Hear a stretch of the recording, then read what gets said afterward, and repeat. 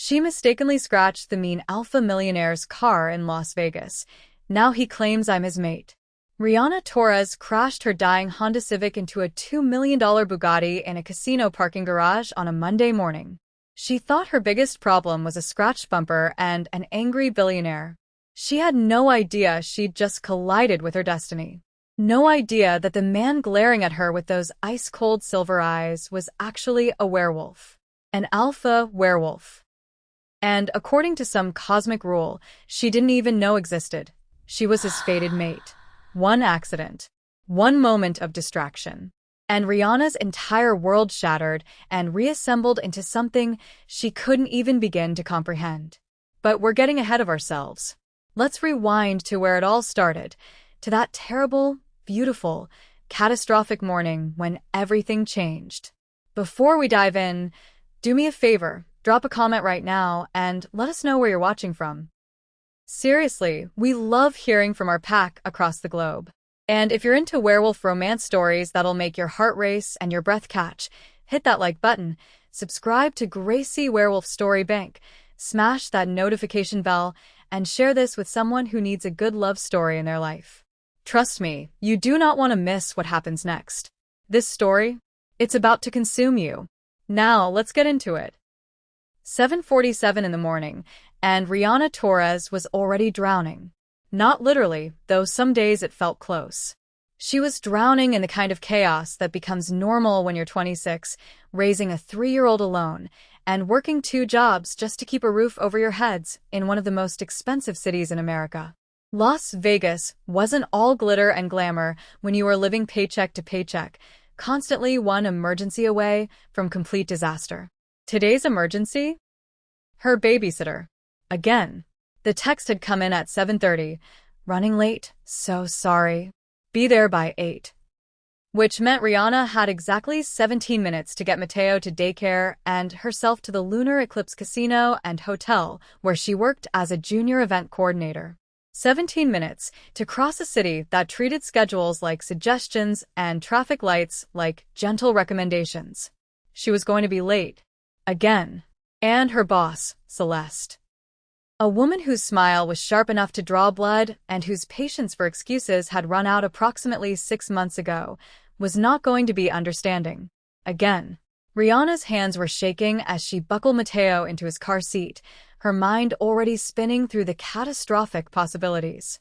Written warning? Docked pay? Termination? She couldn't afford any of those options.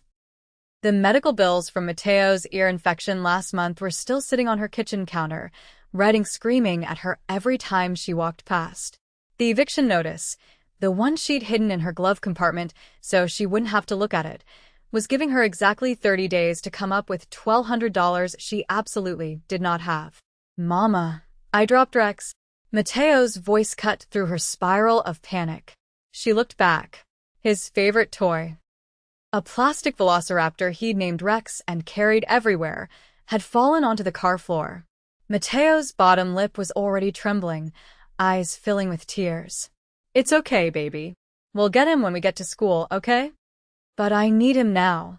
And just like that, Mateo was crying.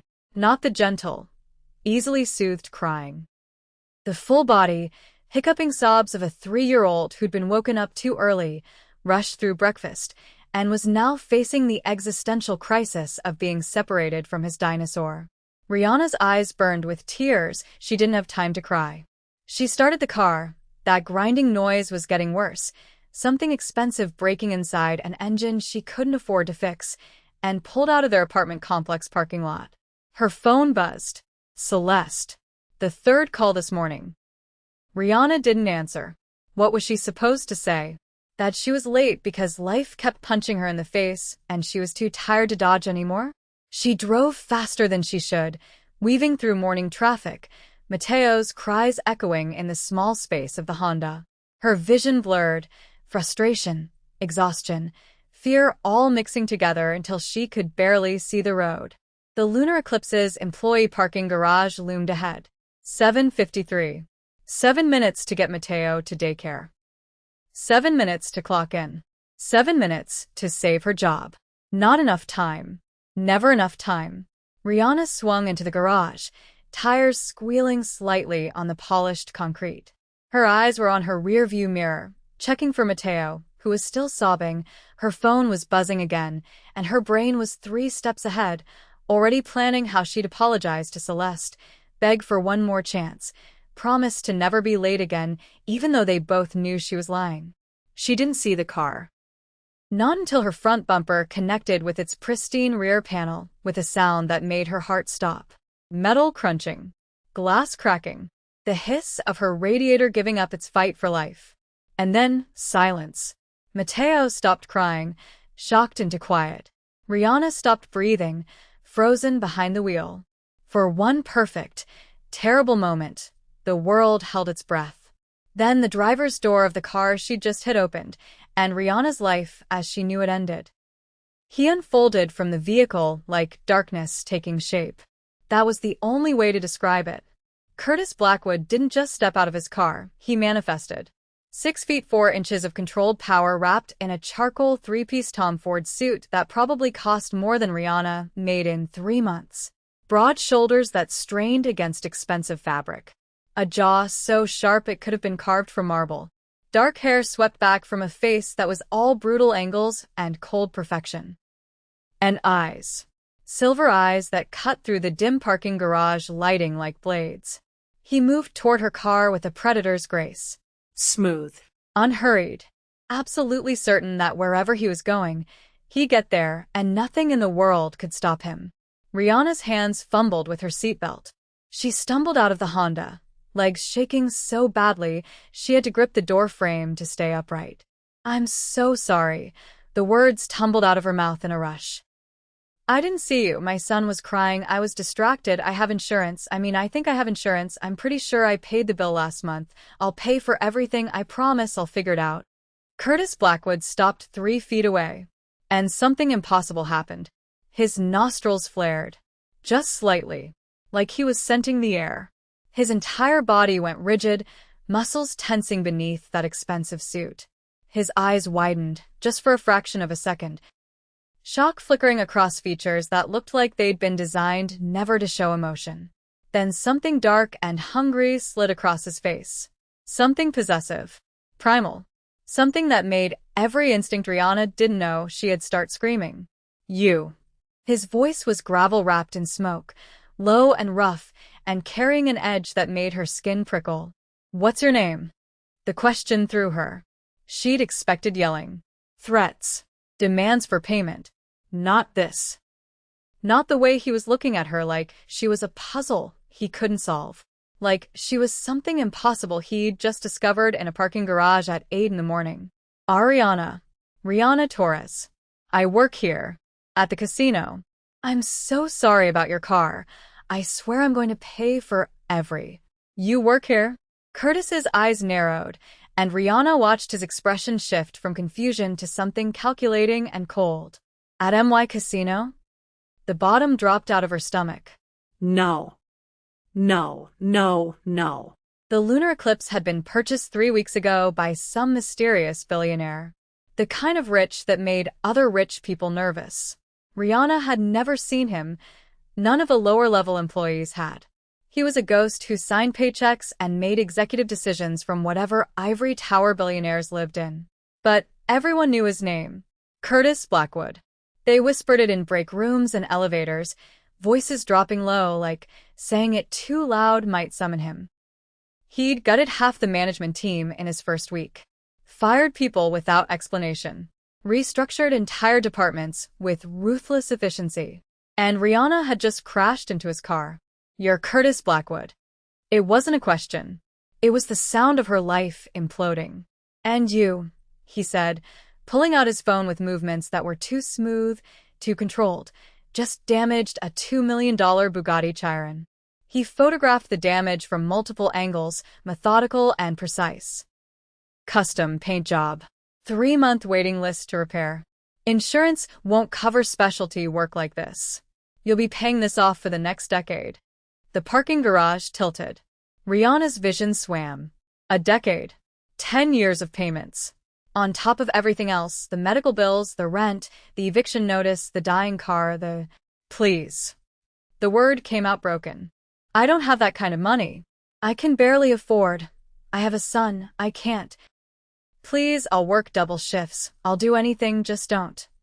She couldn't finish. Couldn't voice the terror clawing at her throat. Don't sue me. Don't take everything. Don't destroy the tiny, fragile life I've built for my son.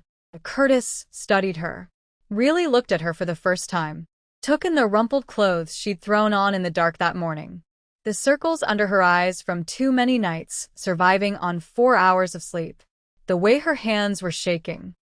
The desperation radiating off her in waves. Something flickered in his expression. Something almost soft. Gone in an instant. You'll report to my office. Top floor. 9 a.m. sharp. His tone left no room for argument. We're going to discuss your repayment plan. He stepped closer. Rihanna should have stepped back. Every survival instinct she had was screaming at her to run, but she couldn't move. Couldn't breathe. Because Curtis Blackwood was close enough now that she could smell him. Cedarwood and thunderstorms and something wild underneath, something that made her head spin and her pulse kick into overdrive. What the hell? 9 a.m., Curtis repeated, voice dropping lower. Don't be late. Then he turned and walked away.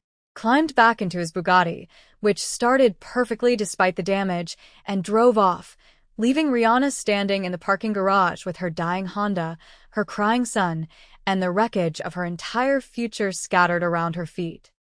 Curtis Blackwood made it 3 blocks before he had to pull over. His hands were shaking. Actually shaking. His wolf was clawing at his control, snarling and snapping, demanding he go back. Claim her. Mark her. Protect her. Mine, his wolf growled. Ours. Shut up, Curtis said aloud to the empty car. But his wolf wasn't wrong. 15 years. Curtis had been searching for 15 years, convinced his fated mate didn't exist. Convinced the universe had decided an alpha like him. Cold, ruthless, built from violence and necessity, didn't deserve something as pure as a mate bond. And then Rihanna Torres had crashed into his car, stumbled out smelling like wildflowers and vanilla, and something uniquely, perfectly her, and Curtis's entire world had tilted on its axis. She was human, fragile, breakable. She had a child, a son, responsibilities and complications Curtis's life didn't have room for. And none of it mattered. Because the moment her scent hit his nostrils, his wolf had recognized what Curtis had been denying for over a decade. She was his mate, his other half, the one person in the entire world designed specifically for him. Curtis's hands clenched on the steering wheel hard enough to make the leather creak. This was a disaster. His world, the werewolf world, was brutal, political, dangerous. Rival packs who'd love nothing more than to discover Curtis Blackwood's weakness. Enemies who'd use a human mate to destroy him. Lucian Roth's face flashed through Curtis's mind. The alpha of the Silver Fong pack. The werewolf who'd been trying to kill Curtis for years. Who'd succeeded once before with a woman Curtis had cared about. Isabella. Curtis closed his eyes against the memory. Isabella, bleeding out in his arms. Lucian's laughter echoing in the warehouse. The way Curtis had been too late, too slow, too arrogant to save her. He couldn't let it happen again. Which meant he had to be smart, careful, had to figure out how to protect Rihanna before his enemies discovered what she was.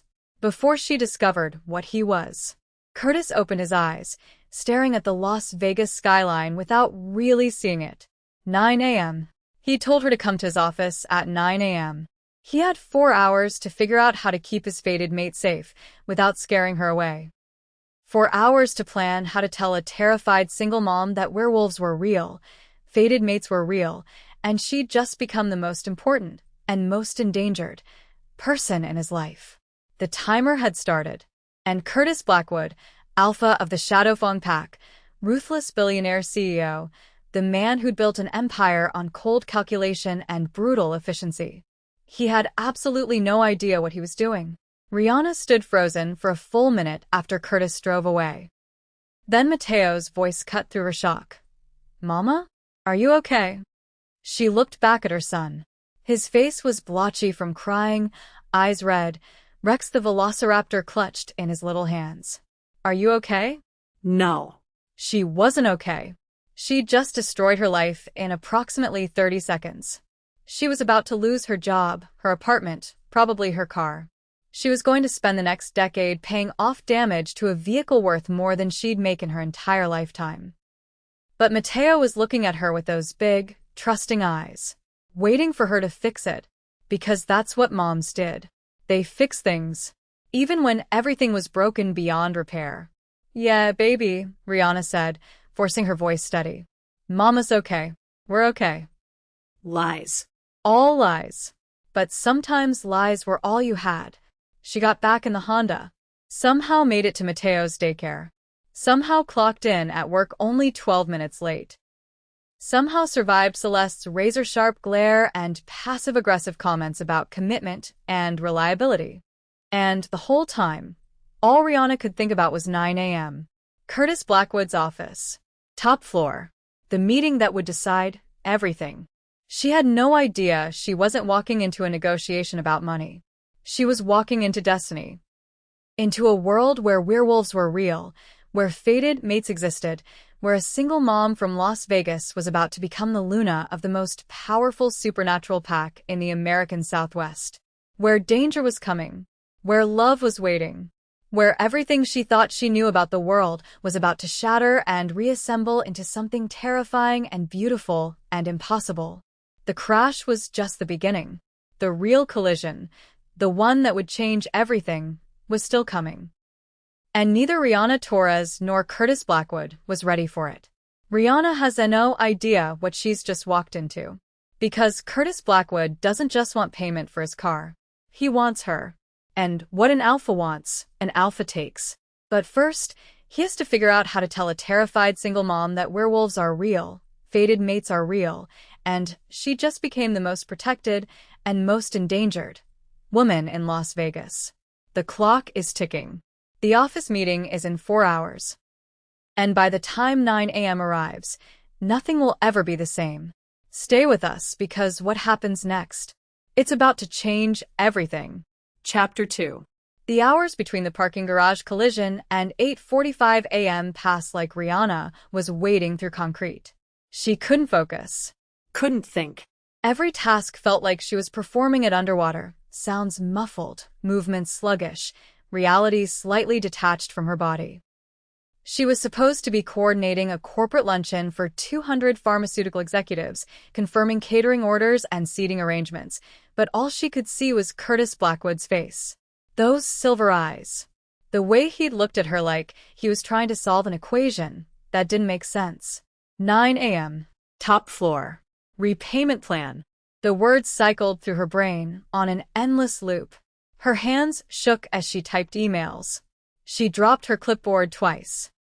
When one of the catering staff asked her a question about dietary restrictions, Rihanna stared at him blankly for a full 10 seconds before her brain reconnected with her mouth. Rihanna. Celeste's voice cut through the fog like a knife. A word. Now.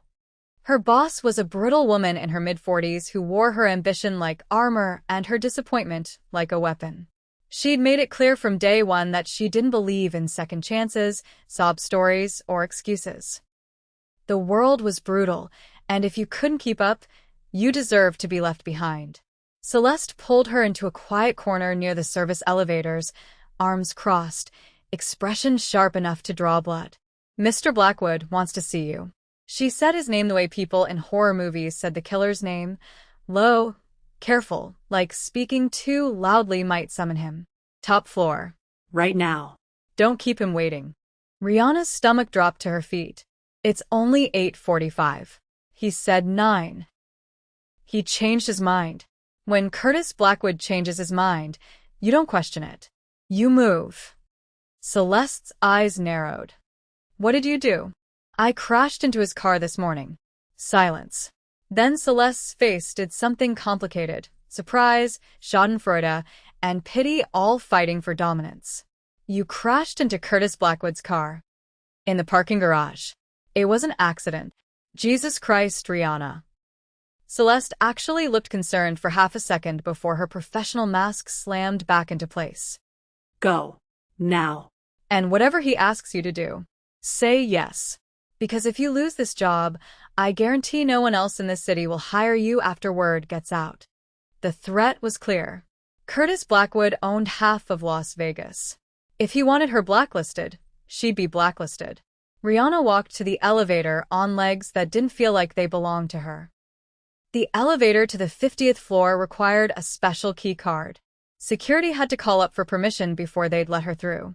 She stood in the pristine steel box, watching the numbers climb, feeling like she was ascending to her own execution. 35th floor. 40th. 45th. Her reflection stared back at her from the polished walls. Rumpled blouse she'd thrown on in the dark, hair that had given up any pretense of professional around hour 2 of her shift, mascara slightly smudged from the stress tears she'd cried in the bathroom at 7:30. She looked like exactly what she was, a woman barely holding it together. The elevator chimed. 50th floor. The doors opened onto a reception area that looked like it had been designed by someone who believed warmth was a weakness. All clean lines and cold surfaces. White marble floors. Glass walls. Minimalist furniture that was beautiful and completely inhospitable. The kind of space that said, "You don't belong here and we want you to know it." A receptione. Esty with perfect hair and a perfectly blank expression barely glanced up. "Mr. Blackwood is expecting you. Through those doors. He doesn't like to be kept waiting." Rihanna walked forward. The doors were solid black, no windows, no way to see what waited on the other side. She raised her hand to knock. "Come in." Curtis's voice, muffled through the door, but still commanding. Still absolutely certain she'd obey. Rihanna pushed the doors open and stepped into Curtis Blackwood's world. Floor-to-ceiling windows dominated 3 walls, offering a view of Las Vegas that was almost obscene in its scope. The Strip glittered below like a river of light and money and broken dreams. Mountains rimmed the horizon, stark and beautiful and completely indifferent to the chaos of the city sprawled at their feet. The office itself was massive and cold. Black marble desk. Chrome fixtures. Furniture that looked expensive and uncomfortable. No photographs. No personal items. Nothing that suggested a human being actually worked here. It felt like a throne room, which Rihanna supposed was probably the point. Curtis sat behind the desk, still in that perfectly tailored suit, looking like he'd been carved from the same marble as the furniture. He didn't look up when she entered. Just kept writing something on a document, pen moving across paper with precise, controlled strokes, making her wait. Making her stand there, uncertain, while he finished whatever was more important than acknowledging her existence. It was a power move. Rihanna recognized it even through her panic. Finally, without looking up, Curtis spoke. "Sit." One word. A command, not an invitation. Rihanna sat in the chair across from his desk. It was lower than his, another power move, forcing her to look up at him. Every detail of this office was designed to make visitors feel small, inferior, reminded of their place in the hierarchy. Curtis set down his pen, looked at her. Those silver eyes were even more unnerving up close. They didn't blink enough. Didn't move the way human eyes should. They pinned her in place like she was a butterfly on display, every flaw and weakness exposed under that analytical gaze. He slid a folder across the desk. Black leather. Expensive. The kind of folder that contained life-altering information. "Repair estimate," Curtis said. His voice was flat, businesslike, completely devoid of emotion. "Open it." Rihanna's hands shook as she flipped open the folder. The number at the bottom of the page blurred. She blinked, certain she'd misread. $47,000. That's... Her voice came out strangled. "That's more than I make in a year." "I'm aware." Curtis leaned back in his chair, fingers steepled under his chin. "Custom Bugatti Chiron. Limited edition paint. The parts alone are $30,000. Labor, recalibration, detailing, it adds up quickly. $47,000. For a car that probably had a dozen more just like it sitting in some temperature-controlled garage." Rihanna's vision tunneled. The walls of the office seemed to close in. She thought about the eviction notice, the medical bills, the grinding noise in her car that meant something expensive was breaking. Mateo's shoes that were getting too small, his winter coat that wouldn't fit next year. I don't have this kind of money. The words scraped out of her throat. I can't. There's no way I can. I know. Curtis's expression didn't change. No sympathy. No cruelty. Just cold assessment. Which is why I'm offering you an alternative. Hope fluttered in Rihanna's chest, fragile and desperate. What kind of alternative? My executive assistant quit yesterday. Walked out during a board meeting, said she couldn't handle my management style. Something that might have been amusement flickered across his face, gone too quickly to identify. You'll replace her. Temporarily. 6 months. At the end of that period, your debt will be considered paid in full. Rihanna stared at him. You want me to be your assistant? Executive assistant. The position comes with a significant salary increase from your current role. Full benefits. Performance bonuses if you meet expectations. Curtis pulled out another folder, this one thicker, more official looking, and set it in front of her. Standard contract. You'll start tomorrow at 7 a.m. Dress code is business professional. You'll coordinate my schedule, manage communications, attend meetings, handle confidential documents, and sensitive negotiations. The hours are long. The work is demanding. But you're intelligent, organized, and, according to your personnel file, you graduated top of your class from UNLV's Hospitality Management Program. He'd looked her up, done a background check. Knew things about her she hadn't mentioned. I'm not an executive assistant, Rihanna said slowly. I coordinate events. That's completely different. You're wasted in that entry-level position. Curtis's eyes narrowed. You have a 4.0 GPA. Letters of recommendation from 3 department heads. You should have been promoted within 6 months of starting here. Instead, you've been stuck in the same role for 2 years because Celeste sees you as a threat and has been systematically blocking your advancement. Rihanna's breath caught. She'd suspected as much. The way Celeste dismissed her ideas, excluded her from important meetings, gave the best assignments to less qualified staff. But hearing it confirmed out loud was like a punch to the chest. So, this is charity? Bitterness leaked into her voice. You feel sorry for the struggling single mom? This is business. Curtis's tone could have frozen nitrogen. I need an assistant. You need money. We both get what we want. Unless you'd prefer the alternative. Which is, I garnish your wages. 70% of every paycheck for the next 15 years. You'll barely make enough to cover rent. Forget medical care for your son. Forget ever owning a reliable vehicle. Forget any kind of financial stability. He paused. Or you could work for me for 6 months and walk away debt-free. It was a trap. Every instinct Rihanna had screamed that this was a trap. But what choice did she have? 6 months. She could survive 6 months of anything if it meant freedom at the end. If it meant Mateo would have food and a home and a mother who wasn't drowning in debt. When do I start? The words tasted like surrender. Tomorrow. 7 a.m. Don't be late. Curtis dismissed her with a wave of his hand, already turning his attention to something on his computer screen. Rihanna stood on shaking legs. Made it to the door before her mouth betrayed her brain. Why are you doing this? Curtis's fingers froze on his keyboard. For a long moment he didn't move, didn't speak, and Rihanna thought maybe he hadn't heard her. Then he looked up, and something flickered across his face. Something raw and vulnerable and quickly buried beneath layers of ice. Because I can, he said. Cold.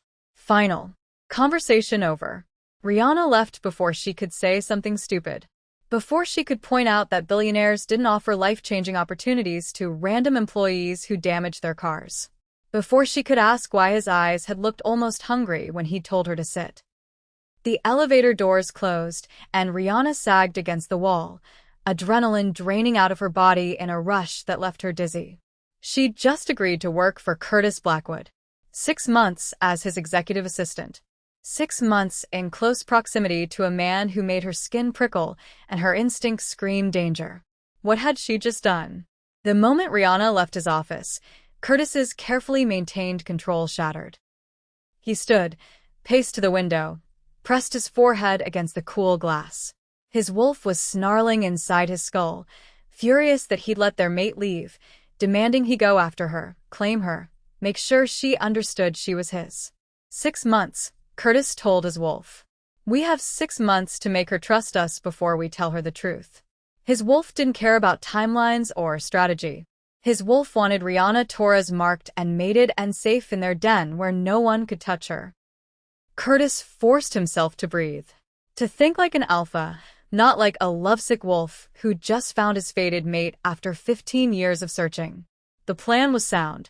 6 months working together would give him time to ease her into his world, to show her he wasn't the monster everyone said he was, to build trust before dropping the bombshell that werewolves existed and she was destined to be his Luna.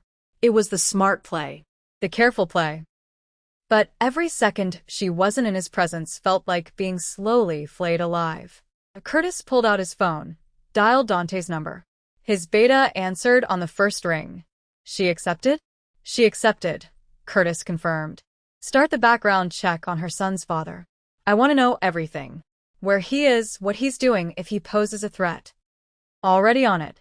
Also, we have a problem. Curtis's hand tightened on the phone. What kind of problem? Silver Fong scouts were spotted near the strip last night. 3 of them. They didn't engage, just observed and left. But Curtis, they were watching the lunar eclipse. Ice flooded Curtis's veins. Lucian. It had to be Lucian. Increased security. Discreet detail on all entrances and exits. And Dante? I need you to do something else. Name it. I need round-the-clock protection on Rihanna Torres and her son. Invisible. She doesn't know, no one knows, but if anything happens to her. Understood. Dante paused. Curtis, she's your mate, isn't she? Curtis closed his eyes. Yes. And she's human. Yes. Fuck. Dante said it with feeling. Does she know? Not yet. I have 6 months to figure out how to tell her, without sending her running. 6 months, Dante repeated. In werewolf politics, that's an eternity. Lucian will find out. I know. And when he does, I'll kill him. Curtis's voice dropped to a growl. Before I let anyone hurt her, before I let anyone use her against me, I will burn this entire city to the ground. Are we clear? Crystal. Dante sighed. For what it's worth. Congratulations. Finding your mate is supposed to be the best thing that can happen to an alpha. It doesn't feel like the best thing, Curtis said quietly. It feels like I've just handed my enemies a loaded gun and painted a target on her back. He hung up before Dante could respond. Outside his window, Las Vegas glittered. Somewhere in that sprawl of light and chaos, Rihanna Torres was going home to her son, probably thinking she'd just made a deal with the devil. She had no idea she'd actually made a deal with a wolf who would do anything, destroy anyone, to keep her safe. Even if it meant lying to her for 6 months. Even if it meant she'd hate him when she learned the truth. Curtis pressed his hand against the glass, watching the city pulse below him. 6 months, he whispered. I just need 6 months. But in the supernatural world, 6 months was a lifetime. And Curtis Blackwood's enemies were already circling. Rihanna thinks she's paying off a debt with 6 months of work. Curtis knows he's just bought himself half a year to win his mate's heart before his pack discovers what she is, and before Lucian Roth and the Silver Fong pack realize Curtis Blackwood's one weakness just walked into his life. The clock is ticking. Tomorrow at 7 a.m., Rihanna's new life begins. And neither of them has any idea how quickly everything is about to spiral out of control. Because while Curtis is planning how to protect his mate, Lucian is planning something much worse. And when an alpha werewolf decides to destroy you, he doesn't just attack your territory. He takes everything you love and burns it to ash. Stay with us, because the real danger? It's just beginning. Chapter 3. Day 1 of working for Curtis Blackwood nearly broke Rihanna. She arrived at 6:55 a.m., 5 minutes early because being late to Curtis Blackwood felt like showing up to your own funeral without the courtesy of a coffin. The penthouse office was already blazing with light, Curtis behind his desk like he'd never left, looking sharp and pressed and completely inhuman in his ability to function without sleep. "Coffee," he said without looking up. "Black. No sugar. Temperature between 180 and 190 degrees. Anything cooler tastes like dishwater. No good morning. No how are you settling in." Just orders delivered in that flat, emotionless voice that made every request sound like a test she was already failing. Rihanna learned quickly that Curtis Blackwood existed in a state of perpetual motion. Meetings stacked on top of meetings. Conference calls that started at hours when normal humans were still asleep. He spoke Mandarin to business partners in Beijing, switched seamlessly to Japanese for a call with Tokyo investors, dropped into flawless French when dealing with a hotel acquisition in Paris, and conducted a particularly brutal negotiation in Spanish that left the person on the other end of a line sounding like they'd been verbally dismantled. He never raised his voice, never lost his composure. Just methodically destroyed opposition with facts and numbers and a coldness that was more terrifying than any amount of anger could be. His office was kept at exactly 68 degrees. When Rihanna adjusted the thermostat by 2 degrees, Curtis noticed within 30 seconds and changed it back without comment. The lighting had to be specific. Natural light during the day, warm overhead lights after sunset, never fluorescent because it gave him headaches. His coffee had to be precise. His schedule had to be followed to the minute. Deviations were unacceptable. Working for Curtis Blackwood was like being employed by a very attractive, very demanding robot. Except robots didn't look at you the way Curtis looked at Rihanna. Here's what made no sense. Curtis Blackwood was brutal to everyone except her. She watched him eviscerate a senior VP in a board meeting, his voice never rising above conversational volume while he systematically listed every mistake the man had made over the past quarter. The VP left looking like he'd aged 10 years. Curtis didn't even blink. She watched him fire a manager over a conference call, cutting the man off mid-excuse with a simple, "Your services are no longer required. HR will contact you regarding your severance." Hung up. Moved on to the next call like he'd just deleted a spam email. She watched him negotiate a real estate deal with a developer who'd been trying to lowball him, and by the end of the conversation, the developer had not only agreed to Curtis's original price but thrown in 3 additional concessions and sounded grateful for the opportunity. Curtis Blackwood was terrifying. But with Rihanna, he was careful. When she brought him his coffee that first morning, temperature perfect, she'd used a thermometer to make sure, he looked up from his screen and said, "Thank you." 2 words.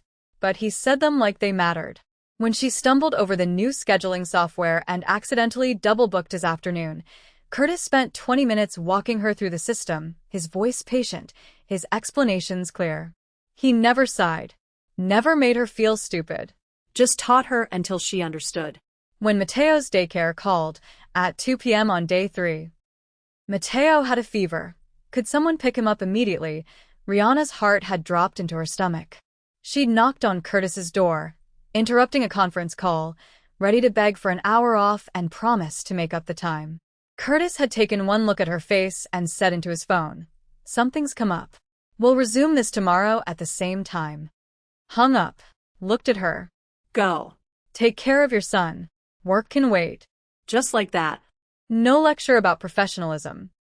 No comment about how this was exactly why hiring mothers was complicated. Just simple permission to be human. Rihanna had left his office feeling like the world had tilted slightly off its axis. By the end of week 1, Rihanna had memorized Curtis's patterns. He arrived every morning at 6:30. Sometimes earlier if he'd been dealing with overseas calls. He never ate breakfast, just consumed coffee in quantities that should have hospitalized a normal person. He worked through lunch unless a business meal required his presence, and even then, she noticed he barely touched his food. Just moved it around his plate while he talked, like eating was an inconvenience he couldn't be bothered with. He had a habit of rolling his shoulders when he was stressed, like tension gathered there and needed releasing. He tapped his pen against his desk when he was thinking, a rhythmic clicking that Rihanna found oddly soothing. His eyes changed shade depending on his mood, lighter silver when he was calm, darker when he was angry, almost metallic when he was focused. And he watched her. Not creepily. Not obviously. But Rihanna felt his gaze tracking her movements. When she crossed the office to file documents. When she answered phone calls. When she stood at her desk organizing his schedule. Those silver eyes followed her like she was the most interesting thing in the room, even when he was supposedly focused on work. It should have made her uncomfortable. Instead, it made her skin warm. Made her hyper-aware of her body, her movements, the way her hair fell over her shoulder or how her skirt shifted when she walked. Week 2, Rihanna brought in homemade blueberry muffins. Mateo had insisted on helping, which meant the kitchen had been covered in flour and the muffins were slightly lopsided, but they tasted good. She set them in the break room for the staff, kept 2 on Curtis's desk with a note. Thought you might want breakfast for once. She didn't expect him to eat them. Curtis Blackwood didn't strike her as someone who ate baked goods made by his assistant. An hour later, she walked into his office to drop off contracts and found him holding half a muffin, expression distant, like he'd forgotten where he was. He noticed her, and something unguarded flashed across his face. Something that looked almost like pain. You made these? His voice was quieter than usual. Mateo and I bake on Sundays. It's kind of our thing. Rihanna shrugged. Helps him with counting and measuring. Plus he thinks he's a chef, so. Curtis took another bite. Chewed slowly. Swallowed. They're good. A pause. My mother used to bake. Sundays before. He stopped. Shook his head like he was dislodging a memory. Thank you. Then he turned back to his computer, walls slamming back into place, so fast Rihanna almost felt the air displacement. But she'd seen it. That crack in his armor. That moment of vulnerability where Curtis Blackwood wasn't a ruthless billionaire CEO. He was just a man remembering his mother's kitchen. Rihanna left his office with her heart doing something complicated in her chest. Week 3 arrived with disaster. Rihanna's babysitter, sweet, reliable Nina, who'd been watching Mateo for 6 months, called at 4:45 p.m. in tears. Family emergency. Had to fly to Phoenix immediately. So sorry. Couldn't watch Mateo tonight. Tonight. When Curtis had a critical meeting with investors from Dubai. When Rihanna was supposed to be taking notes, managing presentations, making sure everything ran perfectly because this deal was worth $40 million. Curtis had been preparing for weeks.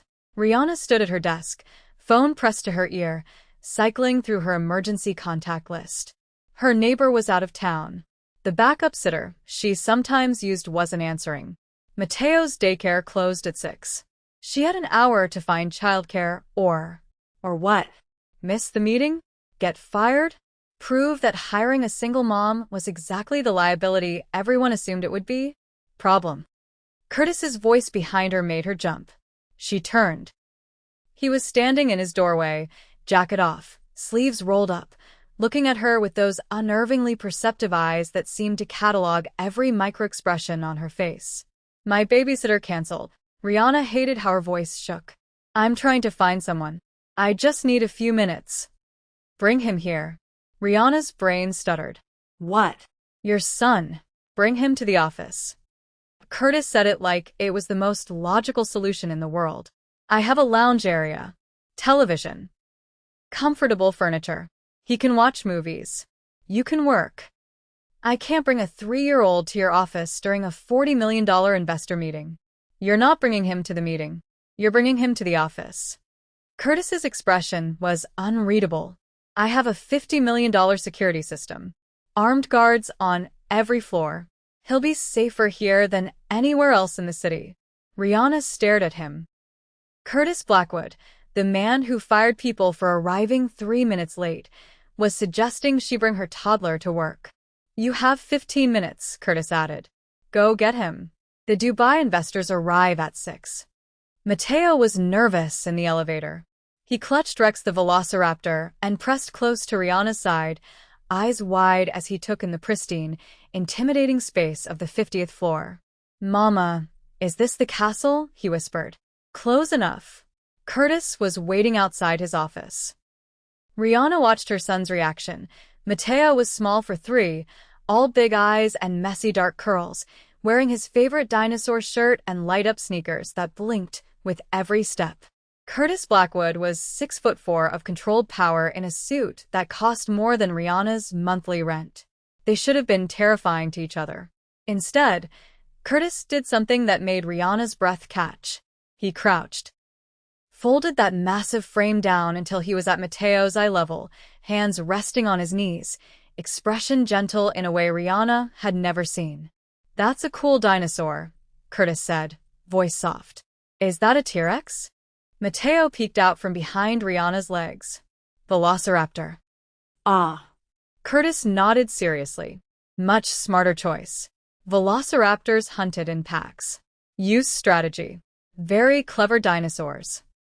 You know about dinosaurs? Mateo's fear was evaporating, replaced by the enthusiasm only a 3-year-old could muster for his special interest.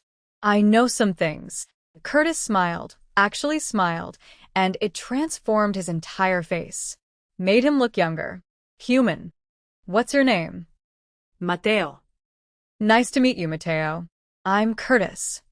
He offered his hand like Mateo was an adult worth taking seriously. Mateo shook it solemnly, his tiny hand disappearing into Curtis's much larger one. Something cracked wide open in Rihanna's chest. Because Curtis Blackwood, the man who destroyed grown adults in business meetings without breaking a sweat, was being gentle with her son. Was treating a 3-year-old with the same respect he'd give a CEO. Your mom has to work for a little while, Curtis continued. But I have a room with a TV and some pretty comfortable couches. You think you could hang out there for a bit? Watch some dinosaur documentaries, maybe? Mateo looked at Rihanna. She nodded. He looked back at Curtis. Okay. Curtis stood, and Rihanna half expected him to hand Mateo off to an assistant. Instead, he held out his hand. Come on. I'll show you. Mateo took it without hesitation. Rihanna followed them to a lounge area she hadn't known existed, plush couches, a massive television, shelves of books, and what looked like expensive scotch. Curtis picked up a remote, pulled up a streaming service, found a nature documentary about prehistoric creatures, and settled Mateo on the couch with a gentleness that made Rihanna's throat tight. If you need anything, your mom is right outside that door. Okay. Mateo was already absorbed in the screen. Curtis straightened, met Rihanna's eyes. The gentleness faded, replaced by his usual professional mask. The investors will be here in 5 minutes. Are you ready? Yes. Her voice came out rougher than intended. Curtis, thank you. It's fine. He turned away. Let's go. But it wasn't fine. It was extraordinary. Because men like Curtis Blackwood didn't do things like this. Didn't offer kindness without expecting something in return. Unless he wasn't what everyone thought he was. Unless underneath that cold exterior was someone capable of unexpected tenderness. The meeting ran long. The Dubai investors were thorough, demanding, asking questions that required pulling up documents and financial projections and architectural renderings. Rihanna took notes, managed presentations, kept everything running smoothly, while Curtis negotiated with the patience of someone who knew he held all the cards. By the time they finished, it was nearly 9 p.m. Rihanna's heart sank. Mateo. She'd left him alone for 3 hours. He was probably scared, crying, wondering where she was. She practically ran to the lounge and stopped dead in the doorway. Curtis was on the floor. He'd taken off his suit jacket, loosened his tie, and was sitting cross-legged on the carpet with Mateo, surrounded by an elaborate Lego construction that looked like it might be a spaceship. Or a dinosaur. Or possibly both. He was smiling. Not the professional smile he used in meetings. A real smile. Warm and genuine and completely unguarded as Mateo babbled about velociraptors and how they were the best hunters, and did Curtis know they had a special claw for killing prey? I did know that, Curtis was saying. The sickle claw on their second toe. Very effective. You're so smart, Mateo declared. You know everything about dinosaurs. Curtis laughed. Actually laughed, a sound Rihanna had never heard from him. It was warm and rich, and did something dangerous to her already confused feelings. He looked up and saw her. The laughter faded, but something remained in his expression. Something soft. Vulnerable. For 3 seconds, they just looked at each other. Then Mateo noticed her. Mama, Mr. Curtis knows all the dinosaurs. And we built a raptor spaceship. And he said I was really good at building. Rihanna's vision blurred. She blinked fast, trying to clear the sudden moisture from her eyes. That's wonderful, baby. She managed to keep her voice steady. We should let Mr. Curtis get back to work, though. It's late. Curtis stood, brushing off his pants, walls sliding back into place. Professional. Distant. It's fine. The meeting went well. I'll have my driver take you both home. I can drive. Your car is held together with duct tape and hope. My driver. His tone left no room for argument. In the back of Curtis's town car. Leather seats, climate control, the kind of vehicle that cost more than Rihanna had made in her entire life. Mateo fell asleep within minutes. His head rested against her shoulder, Rex clutched in his arms, completely content. Rihanna stared out at Las Vegas, sliding past the tinted windows. Neon lights bleeding into darkness. The city that never slept, full of dreams and desperation in equal measure. Curtis Blackwood was a ruthless businessman. Cold. Calculating. Impossible to read. But tonight, she'd seen something else. Something that contradicted every warning she'd been given about him. She'd seen him gentle with her son, patient with a 3-year-old's endless questions, building Legos on an office floor like it was the most natural thing in the world. Who was Curtis Blackwood, really? And why did the thought of figuring it out make her heart race with something that felt dangerously close to hope? 3 hours earlier, while Rihanna was in that meeting taking notes, 2 men in a silver sedan had photographed her leaving the Lunar Eclipse's daycare pickup entrance with Mateo. They'd photographed Curtis's driver holding the door for her. They'd photographed the way Curtis had stood at his penthouse window, watching until the car was out of sight. And they'd sent those photographs to Lucian Roth with a message. Target acquired. She has a kid. Proceeding with surveillance. Lucian had looked at those photos and smiled. Because Curtis Blackwood, the alpha who'd been impossible to kill, impossible to manipulate, impossible to break, had just revealed his weakness. A human woman. A child. Perfect leverage. Lucian's plan was already in motion. And Curtis, distracted by his mate Bond, had no idea the trap was closing around him. The silver Fong pack was coming. And they were very, very patient. What Rihanna doesn't know is that Curtis just made the most dangerous mistake an alpha can make. He let himself care. He let his guard down. He let his mate and her son become visible to enemies who've been watching, waiting for exactly this moment.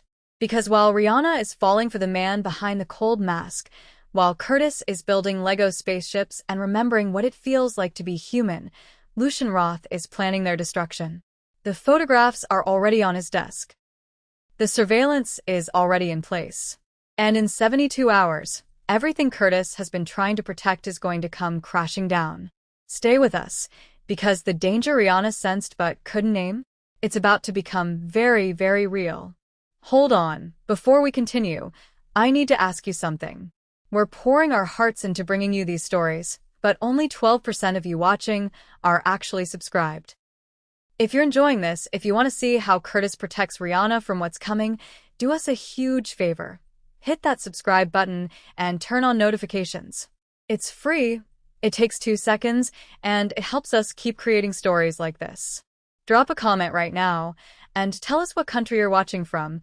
We love seeing our global werewolf family. Now, back to the story because things are about to get intense. Chapter 4. Curtis Blackwood didn't sleep. Most people assumed it was dedication, workaholism, the ruthless drive that had built his empire. They were wrong. Curtis didn't sleep because his wolf wouldn't let him. Not anymore. Not since Rihanna Torres had crashed into his car and detonated his entire existence. His wolf paced restlessly beneath his skin, demanding things Curtis couldn't give. Claim her. Mark her. Make sure every supernatural creature within 100 miles knew she was his. But claiming meant exposing her. Meant painting a target on her back that would never fade. So Curtis didn't sleep. He worked, planned, built security protocols around Rihanna and Mateo that would make Fort Knox look casual. His phone rang at 3:14 a.m. Dante. His beta never called at 3 a.m. unless someone was dying. Curtis answered before the second ring. Talk. We have a problem. Dante's voice was tight, controlled. The voice he used when delivering catastrophic news. Silver Fong scouts were spotted outside the lunar eclipse. 2 hours ago. They had cameras, Curtis. Professional equipment. They got photos. Ice flooded Curtis's veins. Of what? Of her. Of the kid. Of your driver holding the car door while she got in with your logo visible on the side panel. Dante paused. They transmitted data before we could intercept. We eliminated the scouts, but the damage is done. Curtis was already moving. Out of bed. Pulling on clothes with movements that were too fast, too sharp, his wolf bleeding through his control. How many scouts? 3. All Silver Fong. All carrying Lucian's authorization codes. Lucian Roth. The name alone made Curtis's vision tinge red. Alpha of the Silver Fong pack. The werewolf who'd been trying to destroy Curtis for 6 years, ever since Curtis had refused to bow to the old territorial agreements. Ever since Curtis had decided the Shadow Fong pack would answer to no one. Lucian was patient. Strategic. He didn't attack directly. He found weaknesses and exploited them with surgical precision. And Curtis had just handed him the biggest weakness imaginable. Put her under protection. Curtis's voice came out as a growl. 24/7 surveillance. Invisible detail. 3 guards minimum at all times. She doesn't know they're there. Curtis. Dante's tone shifted. Careful. Like he was handling explosives. She's human. You haven't told her what you are. If Lucian moves fast, if he makes contact before you've explained. I know. Curtis's hands clenched hard enough that his knuckles cracked. I'm handling it. Are you? Because from where I'm standing, you've got a human mate who doesn't know werewolves exist, a rival alpha who just found out about her, and about 72 hours before Lucian makes his move. Dante exhaled. You need to tell her. Now. Before she finds out from someone else. Curtis closed his eyes. Rihanna's face swam behind his eyelids, confused, scared, trying so hard to hold everything together for her son. If he told her the truth, she'd run.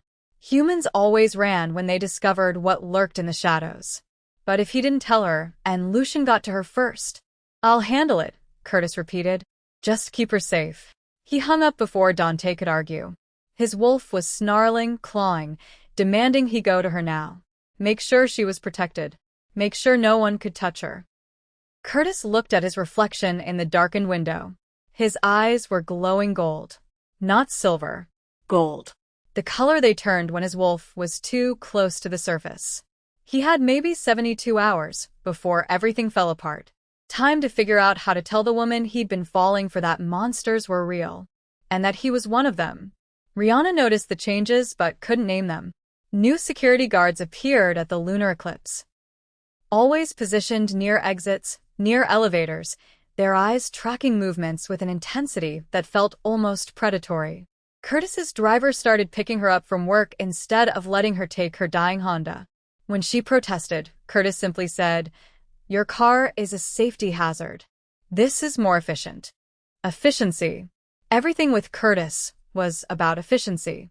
Except for the way he looked at her when he thought she wasn't paying attention. Except for the way he'd started finding excuses to touch her, his hand at the small of her back when they walked into meetings, his fingers brushing hers when he handed her documents, the way he'd lean close to look at her computer screen, close enough that she could smell cedarwood and thunderstorms and something wild underneath that made her head spin. Rihanna told herself it meant nothing. He was her boss. This was a temporary arrangement. 6 months, and she'd be free of her debt and free of Curtis Blackwood's overwhelming presence. She tried not to think about why free of Curtis Blackwood sounded less like liberation and more like loss. Day 47 of working for him. A Wednesday. Unremarkable except for how Curtis's tension had been ratcheting higher all week. He was shorter with his staff. His jaw stayed clenched. His eyes kept flicking to his phone like he was waiting for news that would destroy him.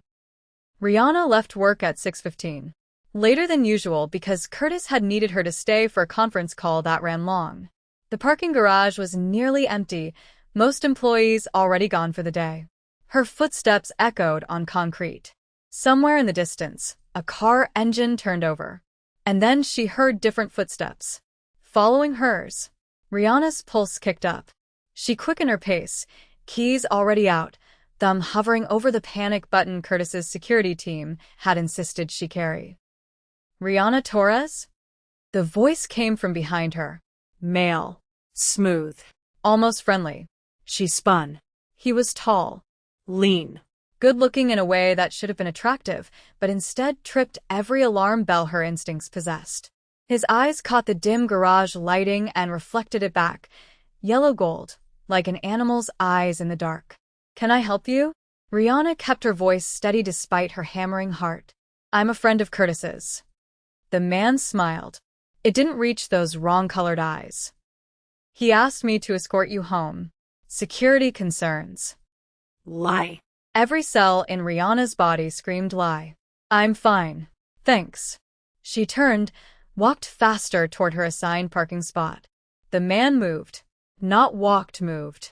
1 second, he was 10 feet away. The next, he was in front of her, blocking her path with impossible speed. "I really do insist." His smile widened. "Lucian would be very disappointed if I let you leave unescorted." Lucian. She didn't know that name. But the way he said it, possessive, threatening, made her skin crawl. Rihanna's thumb found the panic button. And then Curtis was there.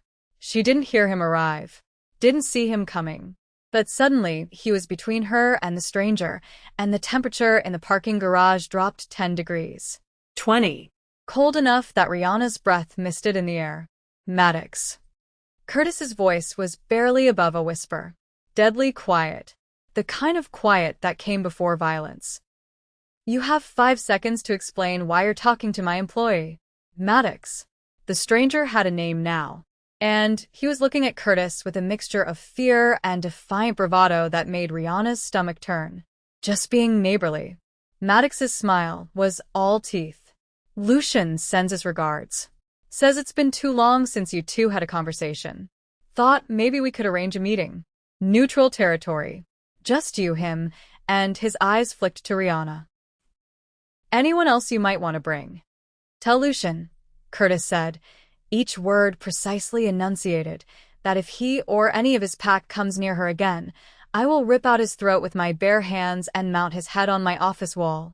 Maddox laughed. Actually laughed. But there was fear underneath it. "You've gone soft, Blackwood. Protecting a human?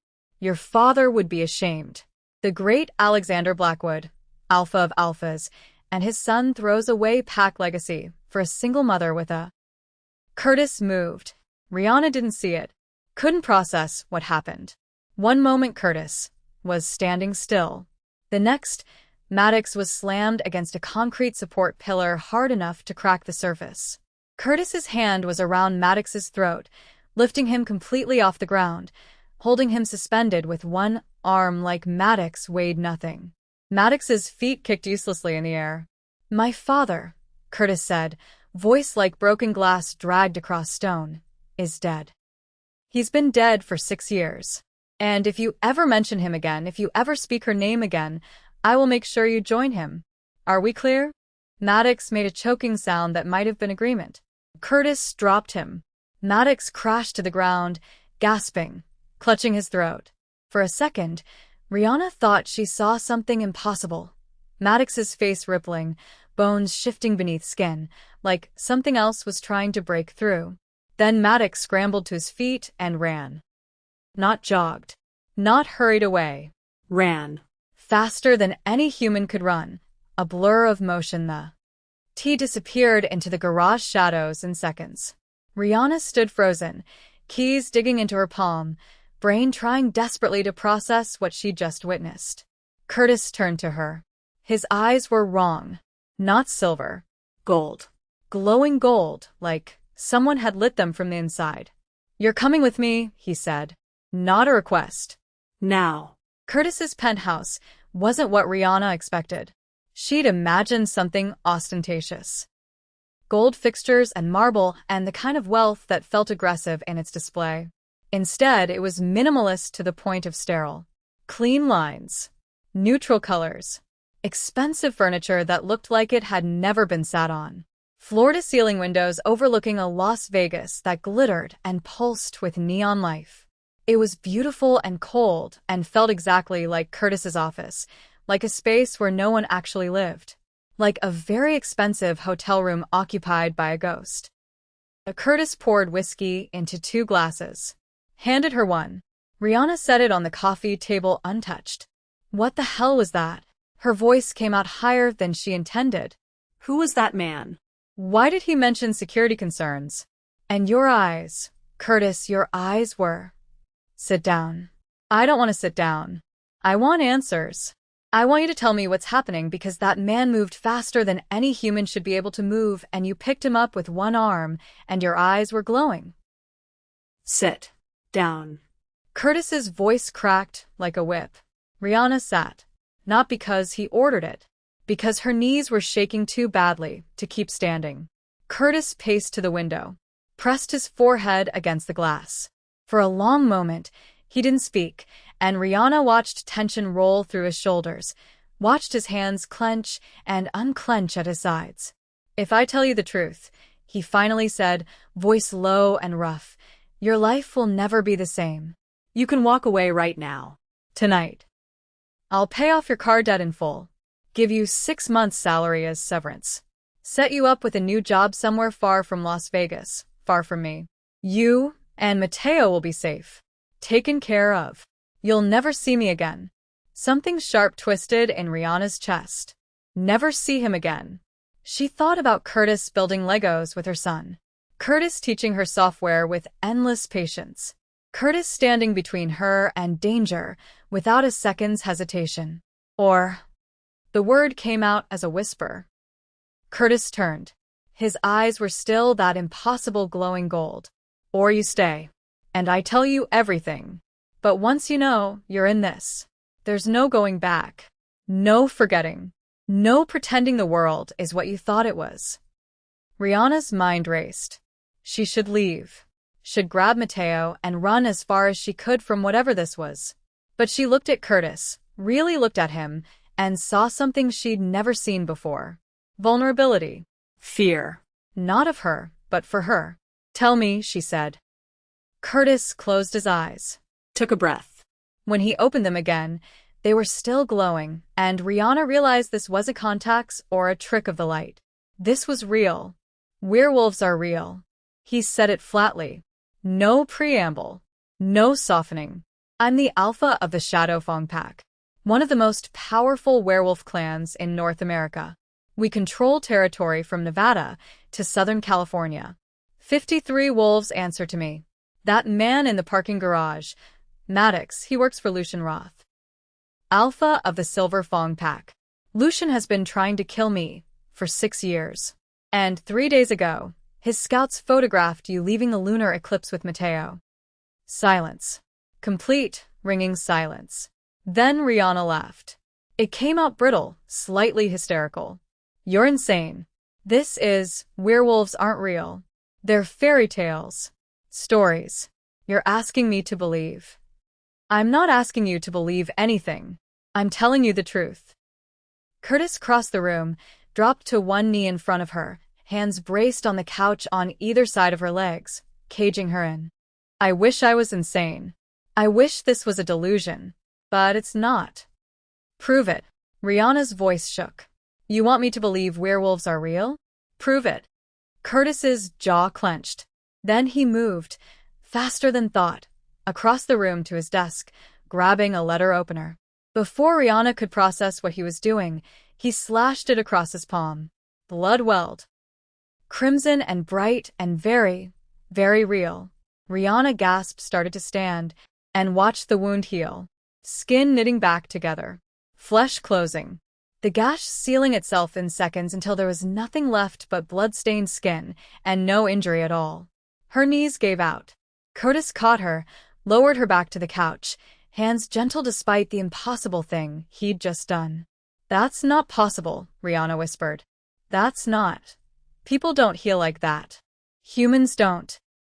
Curtis knelt in front of her again, and this time when she looked into his eyes, she saw the truth there. The inhuman truth. "We do. Werewolves heal almost instantly from anything that doesn't involve silver or decapitation. We're stronger than humans. Faster. We live longer. We have enhanced senses. And we shift into wolves. Actual wolves. Not Hollywood monsters. Just wolves." Rihanna's brain was short-circuiting. Nothing made sense. Everything she knew about the world was crumbling. "There's more." Curtis's voice dropped lower, rougher. "Werewolves have fated mates. One person in the entire world who's meant for them. It's not a choice. It's not something we control. It's biological, magical. When you find your mate, you know. Your wolf knows. Everything in you recognizes them." He paused. His hands were still braced on either side of her, close enough to touch but not touching, and Rihanna could feel heat radiating off him. "When you crashed into my car," Curtis continued, "the moment your scent hit me, my wolf knew. Wildflowers and vanilla, and something uniquely you.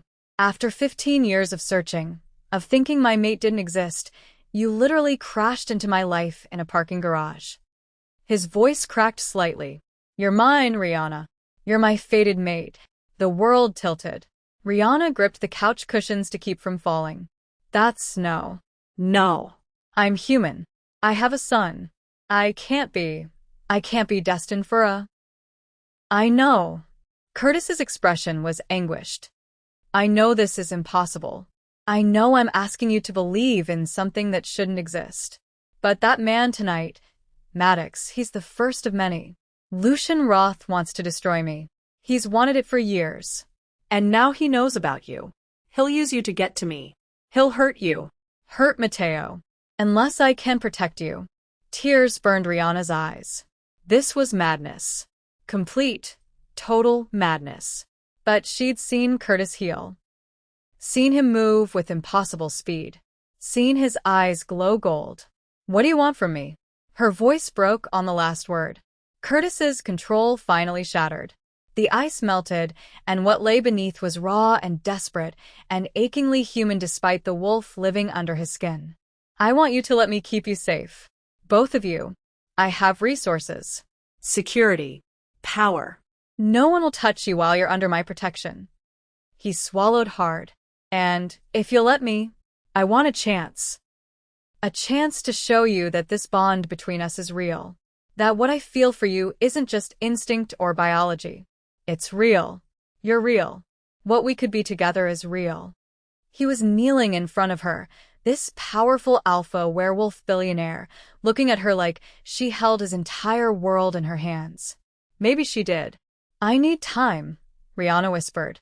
I can't process this right now. I can't. I'll give you all the time you need." Curtis stood, put distance between them, walls sliding back into place. "Professional mask. Alpha mask. But for tonight, you're not going home. It's not safe. Lucian knows where you live. I have guest rooms. You and Mateo stay here. Tomorrow, we'll figure out next steps." Rihanna nodded numbly. She couldn't think. Couldn't breathe properly. Her entire reality had just been rewritten. Werewolves were real. Curtis Blackwood was a werewolf. And apparently, she was destined to be his mate. What Rihanna didn't know, what Curtis couldn't bring himself to tell her yet, was that Lucian Roth had a pattern. 6 years ago, Curtis had cared about someone. Isabella. Human. Beautiful. Kind. She'd known what Curtis was and loved him anyway. They weren't fated mates. That bond never formed. But Curtis had cared deeply. Lucian had discovered her, used her, lured Curtis into a trap. By the time Curtis arrived, Isabella was already dying. Throat torn. Blood everywhere. Lucian's laughter echoing in that warehouse. You can't protect them, Lucian had said, standing over Isabella's body. Humans are too fragile. Too weak. You'll watch everyone you care about die, Blackwood. And there's nothing you can do to stop it. Curtis had killed 3 of Lucian's wolves that night. Would have killed Lucian too, if the bastard hadn't run. He'd held Isabella while she died. Promised her he'd never let it happen again. Now history was repeating itself. Another human woman. Another target painted on her back. Except this time, Rihanna wasn't just someone Curtis cared about. She was his mate. His fated mate. The one person in the entire world designed specifically for him. If Lucian killed her, it wouldn't just destroy Curtis. It would break the mate bond. And when a mate bond broke through death, the surviving werewolf rarely survived the grief. Most went feral. Some simply stopped living, their bodies giving up because their souls couldn't bear the loss. Curtis walked to his window, pressing his forehead against the cold glass, watching Las Vegas pulse below him. Somewhere in one of his guest rooms, Rihanna was probably crying. Probably terrified. Probably planning how to escape him and this supernatural world she'd been dragged into. And Curtis couldn't blame her. But he also couldn't let her go. Because Lucian was coming. The photographs had been sent. The trap was being set. And Curtis Blackwood would burn the entire world to ash before he let history repeat itself. Before he let another woman he loved die in his arms. Rihanna has a choice. Trust the man who just turned her world upside down. Or run and hope Lucian Roth's pack doesn't find her first. But here's what SHE doesn't know yet. Curtis isn't just protecting her because she's his mate. He's protecting her because 6 years ago, the last woman he loved died in his arms, murdered by Lucian as a message. Curtis Blackwood has vowed never to let it happen again. Even if keeping Rihanna safe means breaking her heart. Even if it means she'll hate him for the lies he's about to tell. Because in 48 hours, Lucian is going to make his move. And when he does, Rihanna will discover that being an alpha's mate doesn't mean being protected. It means becoming a weapon. A target, and the most dangerous piece on a chessboard where the stakes are life and death. Stay with us. Because the real danger is just beginning. Chapter 5. Mateo's voice cut through Rihanna's exhausted sleep at 7:15 a.m. Mama? Mama, where are we? She opened her eyes to a ceiling that wasn't hers. To sunlight streaming through floor-to-ceiling windows that overlooked a city she'd lived in for years but had never seen from this angle, from above, like a god looking down on mortals. The bedroom was 3 times the size of her entire apartment. The bed felt like sleeping on a cloud. The sheets probably cost more than her monthly rent. Curtis's penthouse. Right. Because werewolves were real, and she was apparently fated to be mated to one, and her entire life had become a supernatural romance novel she couldn't put down. Mateo stood beside the bed, clutching Rex, his eyes wide as he took in the room. Mama, are we in a castle? Close enough. We're at Mr. Curtis's house, baby. Remember? We talked about this last night. She tried to explain without explaining. Told Mateo they were staying with Curtis for a little while because their apartment wasn't safe. Mateo, with the adaptability of 3-year-olds everywhere, had accepted this with far more grace than Rihanna felt capable of mustering. A knock on the door. Then Curtis's voice, muffled through expensive wood. Rihanna? Are you awake? She pulled on the robe that had been laid out on the chair. Silk. Probably designer. Definitely not something she'd ever owned. And opened the door. Curtis stood there looking unfairly put together for 7:15 in the morning. Tailored slacks. Dress shirt with the sleeves rolled up. Hair slightly damp like he'd just showered. He looked every inch the billionaire CEO except for his eyes. Those silver eyes that tracked her face like he was cataloging every emotion, every microexpression, searching for signs she was about to bolt. I have movers scheduled for 9 a.m., Curtis said without preamble. They'll pack up your apartment. Everything you want to keep gets brought here. Everything else gets donated or disposed of according to your preferences. Rihanna's brain stuttered. You scheduled movers. You can't go back to that apartment. Lucian knows the address. It's not safe. Curtis, I can't just move into your penthouse. You can and you are. This is temporary, he added, but something in his eyes suggested he was lying. Until we neutralize the threat. Then we'll discuss long-term arrangements. Long-term arrangements. Like this was a business merger instead of her entire life being uprooted. What about Mateo's school? Already handled. I enrolled him at Silverstone Academy. Private preschool. State-of-the-art security. Background checks on every staff member. Werewolf guards positioned as maintenance workers. Curtis's voice was flat. Professional. Like he was reading from a checklist. He starts Monday. I've arranged for a driver to handle pickup and drop-off. You'll never have to worry about him being vulnerable. Rihanna's throat tightened. Curtis had thought of everything. Arranged everything. Taken control of her life with the same ruthless efficiency he applied to business deals. She should be angry. Should be terrified by how easily he dismantled her independence. Instead, she felt something dangerously close to relief. This is temporary, she repeated, needing to hear it aloud. Curtis's jaw tightened. Of course. But his eyes said, You're mine. You're never leaving. I'll burn this city down before I let you go. Against all logic, against everything that made sense, they found a rhythm. Curtis left for work early, 5:30 most mornings, already on conference calls with London and Tokyo before the sun fully rose. Rihanna would wake at 6:30, get Mateo ready, navigate the strange luxury of Curtis's kitchen with its professional-grade appliances and complete lack of actual food until Curtis's housekeeper, Mrs. Chin, started stocking it with groceries that appeared like magic. Drop Mateo at Silverstone Academy, which was less a preschool and more a fortress disguised as an educational facility, complete with security checkpoints and guards who smiled, but whose eyes never stopped scanning for threats.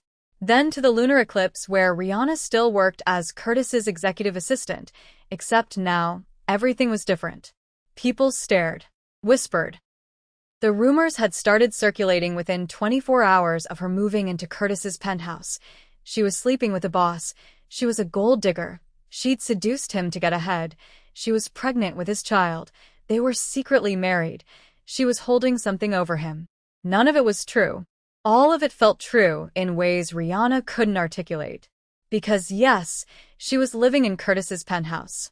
Yes, he watched her with an intensity that made her skin burn.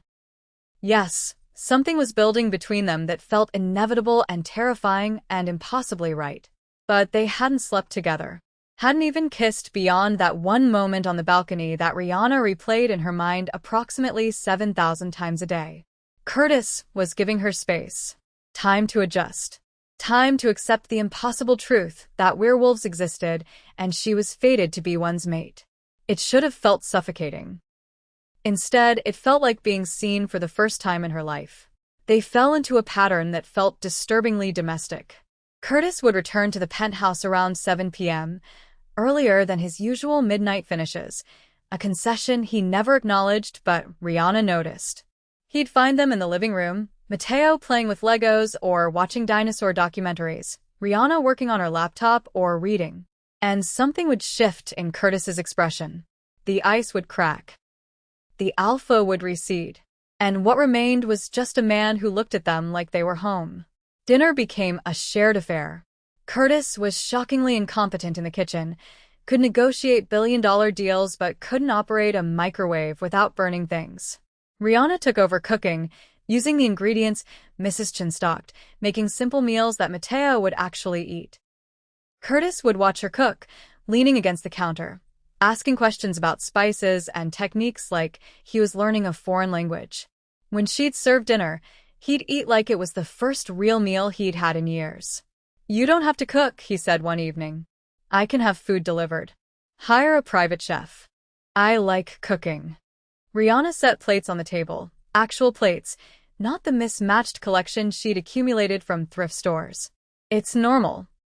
And I could use some normal right now. Curtis's expression softened. Normal. Right. After dinner, Mateo would demand Curtis's attention. And Curtis, ruthless alpha werewolf, feared billionaire CEO, would transform. He built blanket forts that were architectural marvels, engineered Lego structures that defied physics, got down on his hands and knees to roar like a T-Rex while Mateo squealed with laughter. Read bedtime stories in different character voices, his deep voice shifting into silly accents that made Mateo giggle. Rihanna would watch from doorways, heart clenching with emotions she couldn't name. This wasn't the man who'd coldly calculated her debt. This wasn't the alpha who'd threatened to rip out throats. This was someone who'd been starving for family and didn't know how to ask for it. One night, week 2 of living in the penthouse, Mateo had a nightmare. Rihanna heard him crying from her room, was already moving toward his door when she saw Curtis emerging from his own bedroom, wearing nothing but sleep pants, hair mussed, eyes alert despite the 3 a.m. hour. "I'll get him," Curtis said quietly. "It's okay, I can." Please. Something vulnerable flickered across Curtis's face. "Let me." Rihanna watched through the cracked door as Curtis lifted Mateo from his bed, cradling the boy against his chest, walking slow circles around the room. And then Curtis started humming, a low, wordless melody that was achingly beautiful. Mateo's sobs quieted. His small fists clutched Curtis's bare shoulders. "You're safe," Curtis murmured. "Nothing's going to hurt you. I promise. I'll always keep you safe." And Rihanna's heart broke wide open. Because Curtis Blackwood, powerful, dangerous, impossible Curtis Blackwood, was promising to protect her son like Mateo was his own. Like they were already a family. 3 weeks after moving in, Rihanna couldn't sleep. Her mind wouldn't stop racing. Questions without answers. Fears without names. The constant awareness that somewhere out there, Lucian Roth was planning something terrible and she was the bait in a trap she didn't understand. She found herself on the balcony at 1 a.m., wrapped in that silk robe, staring at Las Vegas like the city held answers. "Can't sleep?" Curtis's voice behind her made her jump. He joined her at the railing, close enough that she could feel his body heat. He was wearing a t-shirt and sweatpants, looking more human than she'd ever seen him. His hair was messy. His feet were bare. He looked tired. "Rarely do," Curtis added, echoing her question. "Why not? Wolves don't need as much sleep as humans." "And I." He trailed off. "I spent too many years sleeping with one eye open. Hard habit to break." Rihanna looked at him. Really looked. Saw the shadows under his eyes. The tension that never fully left his shoulders. The way he positioned himself between her and any potential threat, even on his own balcony 50 floors up.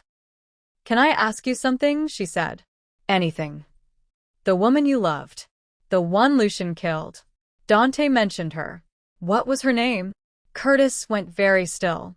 For a long moment, he didn't speak, and Rihanna thought maybe she'd pushed too far. Then, "Who told you?" Dante. "He thought I should know. Should understand what I'm up against." Curtis's hands gripped the railing hard enough that his knuckles went white. "Isabella." Her name was Isabella. She was human. A photographer. She knew what I was, and loved me anyway. We weren't fated mates.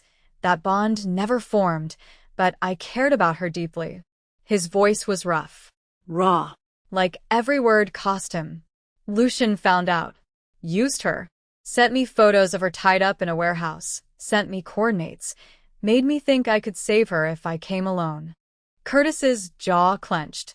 "By the time I got there, she was already dying. Throat torn.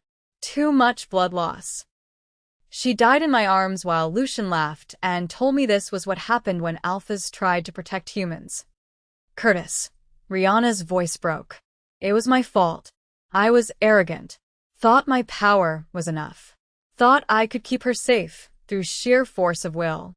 He turned to her, and his eyes were haunted. "Destroyed. That's why I need you to understand how serious this is. Lucian doesn't just want to kill me. He wants to destroy everything I care about. And now that includes you and Mateo. If something happens to you because of me, stop." Rihanna grabbed his face, forced him to look at her. "I'm not Isabella." "I know." No, you don't. You're looking at me like I'm already dead. Like Lucian's already won. Her voice was fierce. I'm not some fragile thing that's going to break.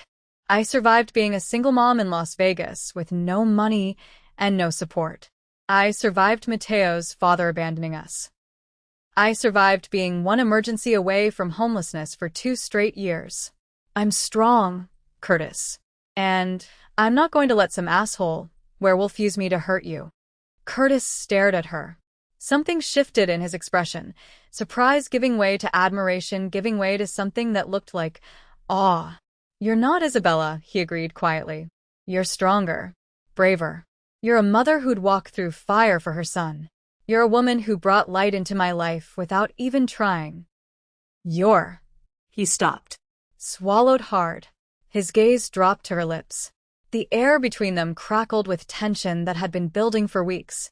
Curtis, Rihanna whispered. I should go. But he didn't move. His hand lifted, cupped her cheek, thumb brushing her lower lip with a gentleness that made her entire body shiver.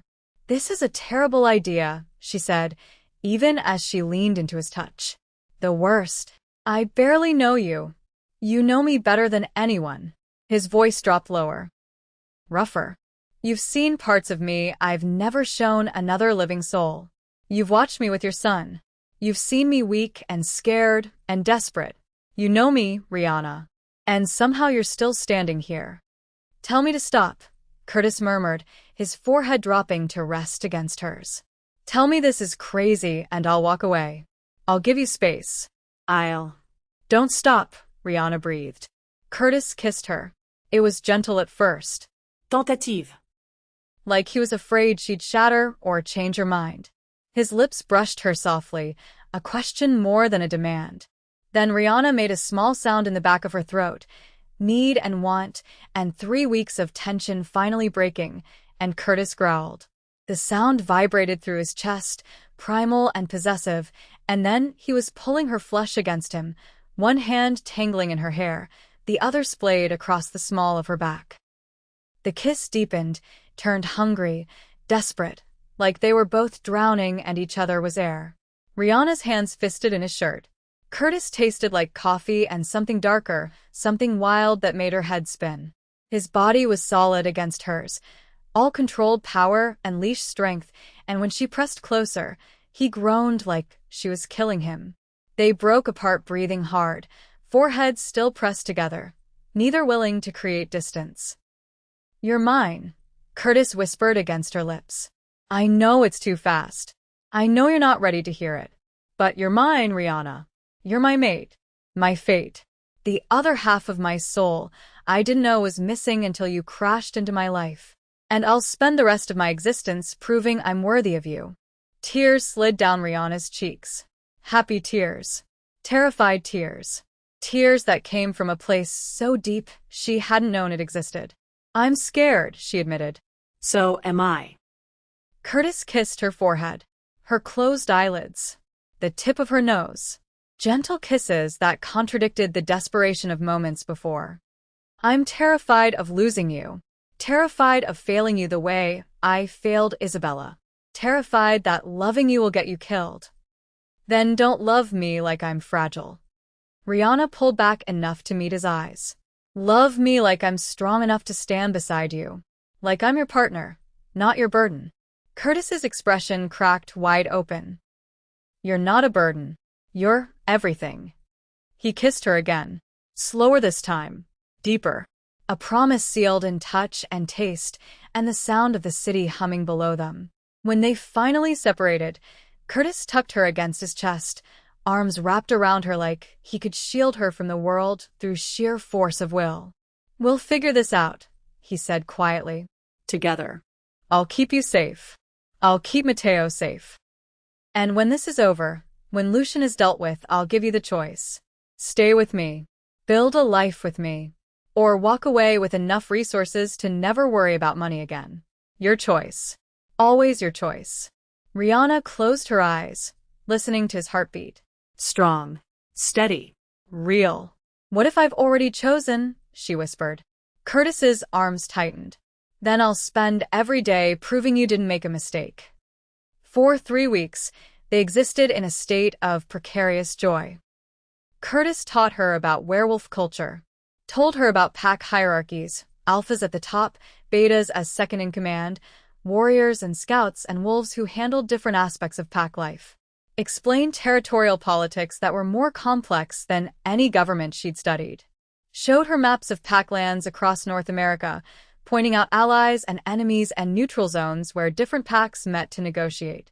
"It sounds like organized crime," Rihanna had said. Curtis laughed. "It basically is. Just with more fur and better healthcare." Rihanna told him about her life. About Mateo's father, a musician who talked about love and forever until the pregnancy test came back positive, then disappeared so fast she'd wondered if he'd ever been real. About her parents who died when she was 19, leaving her alone with student loans and grief. About every job she'd worked, every apartment she'd struggled to afford, every moment she'd wondered if she was enough for her son. "You're more than enough," Curtis had said fiercely. "You're extraordinary." They fell into easy intimacy. Stolen kisses in his office, when no one was looking. Curtis's hand at the small of her back during meetings. Late-night conversations that stretched until dawn. Mornings when Rihanna would find Curtis already awake, watching her sleep with an expression so tender it made her chest ache. Mateo thrived. He loved his new school, loved living in the castle. But most of all, he loved Curtis. "Is Mr. Curtis going to be my new daddy?" Mateo asked one morning over breakfast, his 3-year-old bluntness cutting straight to the heart of things. Rihanna had nearly choked on her coffee. "That's complicated, baby. But he's nice. And he knows all the dinosaurs. And he gives really good piggyback rides." Mateo had looked at her with those impossibly earnest eyes. "And he makes you smile, Mama. You smile a lot now." Out of the mouths of babes. Curtis, overhearing from the doorway, had looked at Rihanna with an expression that said, "Say yes. Please say yes. Let me be his father. Let me be yours." But Rihanna hadn't known how to answer, because saying yes meant committing to this impossible life. Meant accepting that werewolves were real and she was mated to one, and her son might grow up in a world of supernatural politics and danger. Saying yes meant choosing Curtis. Choosing this. Choosing a future she couldn't fully imagine. But when she looked at him, really looked at him, standing there in sweatpants and a t-shirt, looking at her son with such naked hope, she realized she'd already chosen. Weeks ago. Maybe that first morning in the parking garage, when Curtis had stood between her and danger without hesitation. Maybe the moment he built Legos with Mateo, and she'd seen the gentle man hiding beneath the alpha's mask. Maybe the second he'd kissed her on that balcony, and she'd felt like she was finally home. What neither of them knew was that Lucian Roth's patience had limits. 3 weeks of watching. 3 weeks of surveillance photos and behavioral analysis and strategic planning. 3 weeks of waiting for Curtis Blackwood to make a mistake. And finally, Curtis had given him the opening he needed. Because Curtis had relaxed. Let his guard down. Started believing he could protect his mate through security details and careful planning. Started believing he'd won. Lucian sat in his office, 300 miles away, looking at the latest surveillance photos. Rihanna Torres walking Mateo into Silverstone Academy. Curtis's guards positioned but visible. Predictable patterns.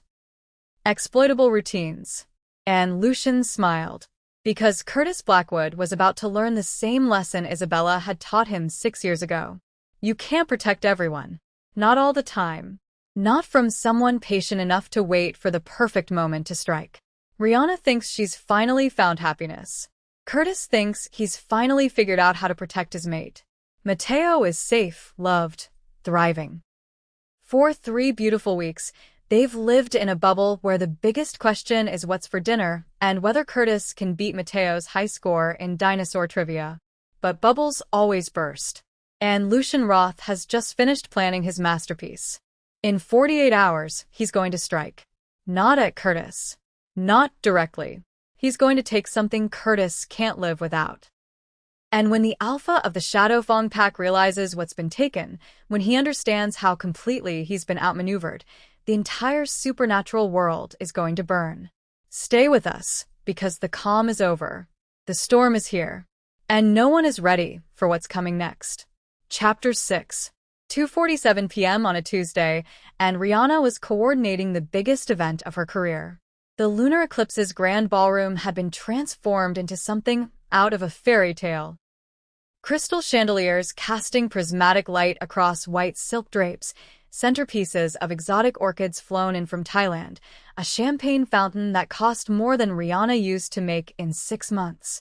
500 guests, CEOs and celebrities, and people whose names appeared in Forbes. A pharmaceutical company's product launch that required perfection. Rihanna was in her element. Clipboard in hand, headset on, managing caterers and tech crew, and the small army of staff required to make events like this look effortless. She'd stopped thinking about werewolves and mate bonds and supernatural danger for entire minutes at a time. Curtis was across the city in a meeting with pack elders. Some formal political gathering he'd been dreading for weeks. Territorial negotiations, he'd explained that morning over breakfast. Boring as hell but necessary. I'll be back by 6. He'd kissed her forehead, ruffled Mateo's hair, looked at them both like they were his entire world.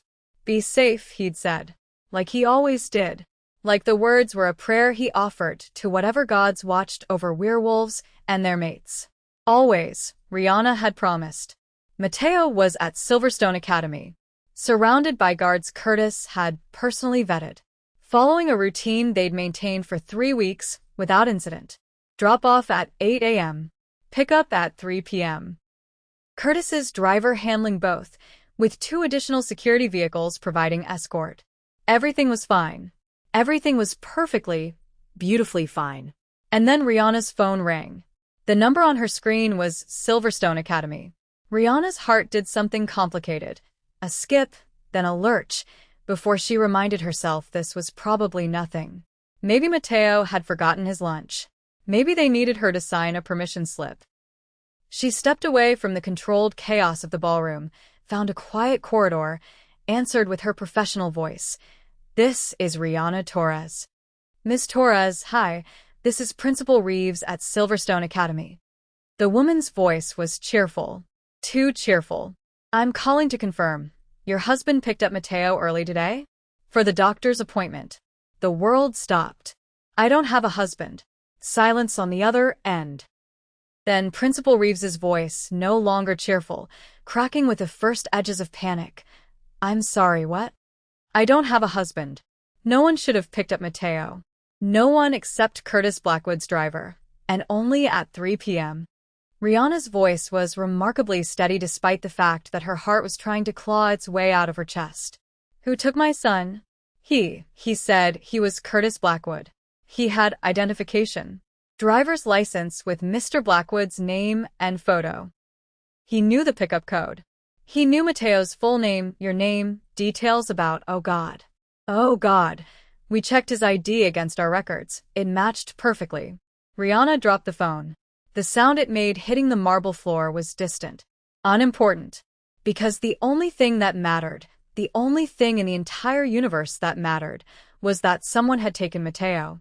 Someone had walked into that fortress of a preschool, presented fake identification, and walked out with her son. Mateo. Her baby. Her 3-year-old baby who was terrified of strangers, who couldn't sleep without Rex the velociraptor, who still sometimes called out for her in the night when he had bad dreams. Rihanna was running before conscious thought engaged. Out of the corridor. Through the ballroom, someone called her name, she ignored them. Through the casino floor, past slot machines and card tables and tourists who turned to stare at the woman sprinting like her life depended on it. Curtis. She was screaming his name. Didn't care who heard. Didn't care about professionalism or appearances or anything except finding Curtis, finding help, finding her son. Curtis Blackwood. Security materialized. 2 guards grabbed her arms, trying to contain her, their voices distant buzz. Ma'am, you need to calm down. Get your hands off me. Rihanna fought them with a strength born of pure terror. My son. Someone took my son. I need Curtis. And then he was there. She didn't see him arrive. Didn't hear him approach. But suddenly Curtis was in front of her, gripping her shoulders, silver eyes blazing gold, and the security guards backed away like they'd been burned. Rihanna. His voice was deadly calm. The kind of calm that came before catastrophic violence. What happened? Mateo. She could barely get the word out. Someone took him from school. They said it was you, they had ID, they knew the codes. She watched Curtis's face transform. Watched every ounce of humanity drain away, replaced by something primal and terrifying. His eyes flared pure gold. The temperature dropped 20 degrees. And when he spoke, his voice wasn't entirely human anymore, layered with a growl that made every person in a 50-foot radius take an involuntary step back. Get Dante. Now. Curtis pulled out his phone with one hand, the other still gripping Rihanna's shoulder like he was afraid she'd disappear. He barked orders in a language she didn't recognize, guttural, harsh, ancient. Then switched to English. Mobilize everyone. Lock down every exit in the city. I want eyes on every camera, every traffic light, every goddamn stoplight between here and the state line. Find my son. Not Mateo. Not her son. His son. Curtis hung up, looked at Rihanna, and she saw murder in his eyes. I'm going to kill him, Curtis said quietly. I'm going to find Lucian Roth, and I'm going to rip him apart piece by piece while he begs for death. But first, I'm going to get Mateo back. I promise you, Rihanna. I promise you. I will bring him home. Dante materialized within 90 seconds, flanked by 6 wolves Rihanna recognized from security rotations. They all had the same look, predatory focus, barely contained violence, ready to tear apart whoever had dared touch their alpha's family. Because that's what she and Mateo had become, Rihanna realized. Not just Curtis's mate and her son, the pack's family. Protected. Cherished. And now threatened. Silver Fong sent at the school, Dante reported, already on his phone pulling up surveillance feeds. 3 different wolves. They used a glamour, magical disguise. Made whoever went in look exactly like you, Curtis. Voice, mannerisms, even your scent to human noses. How long ago? Pickup was at 2:15. 32 minutes. Curtis's jaw clenched. They have a 32-minute head start. Which direction? Working on it, got it. Southeast. They're heading toward the industrial district. Dante's fingers flew across his tablet. Traffic cams caught the vehicle. Black SUV, tinted windows, stolen plates. Last sighting was warehouse district. Old meatpacking plant that's been abandoned for 3 years. That's where Lucian killed Isabella. Curtis's voice was hollow. Dead. He's taking me back to where it started. Rihanna's stomach turned to ice. Curtis. You're staying here. With guards. Where it's safe. Like hell I am. That's my son.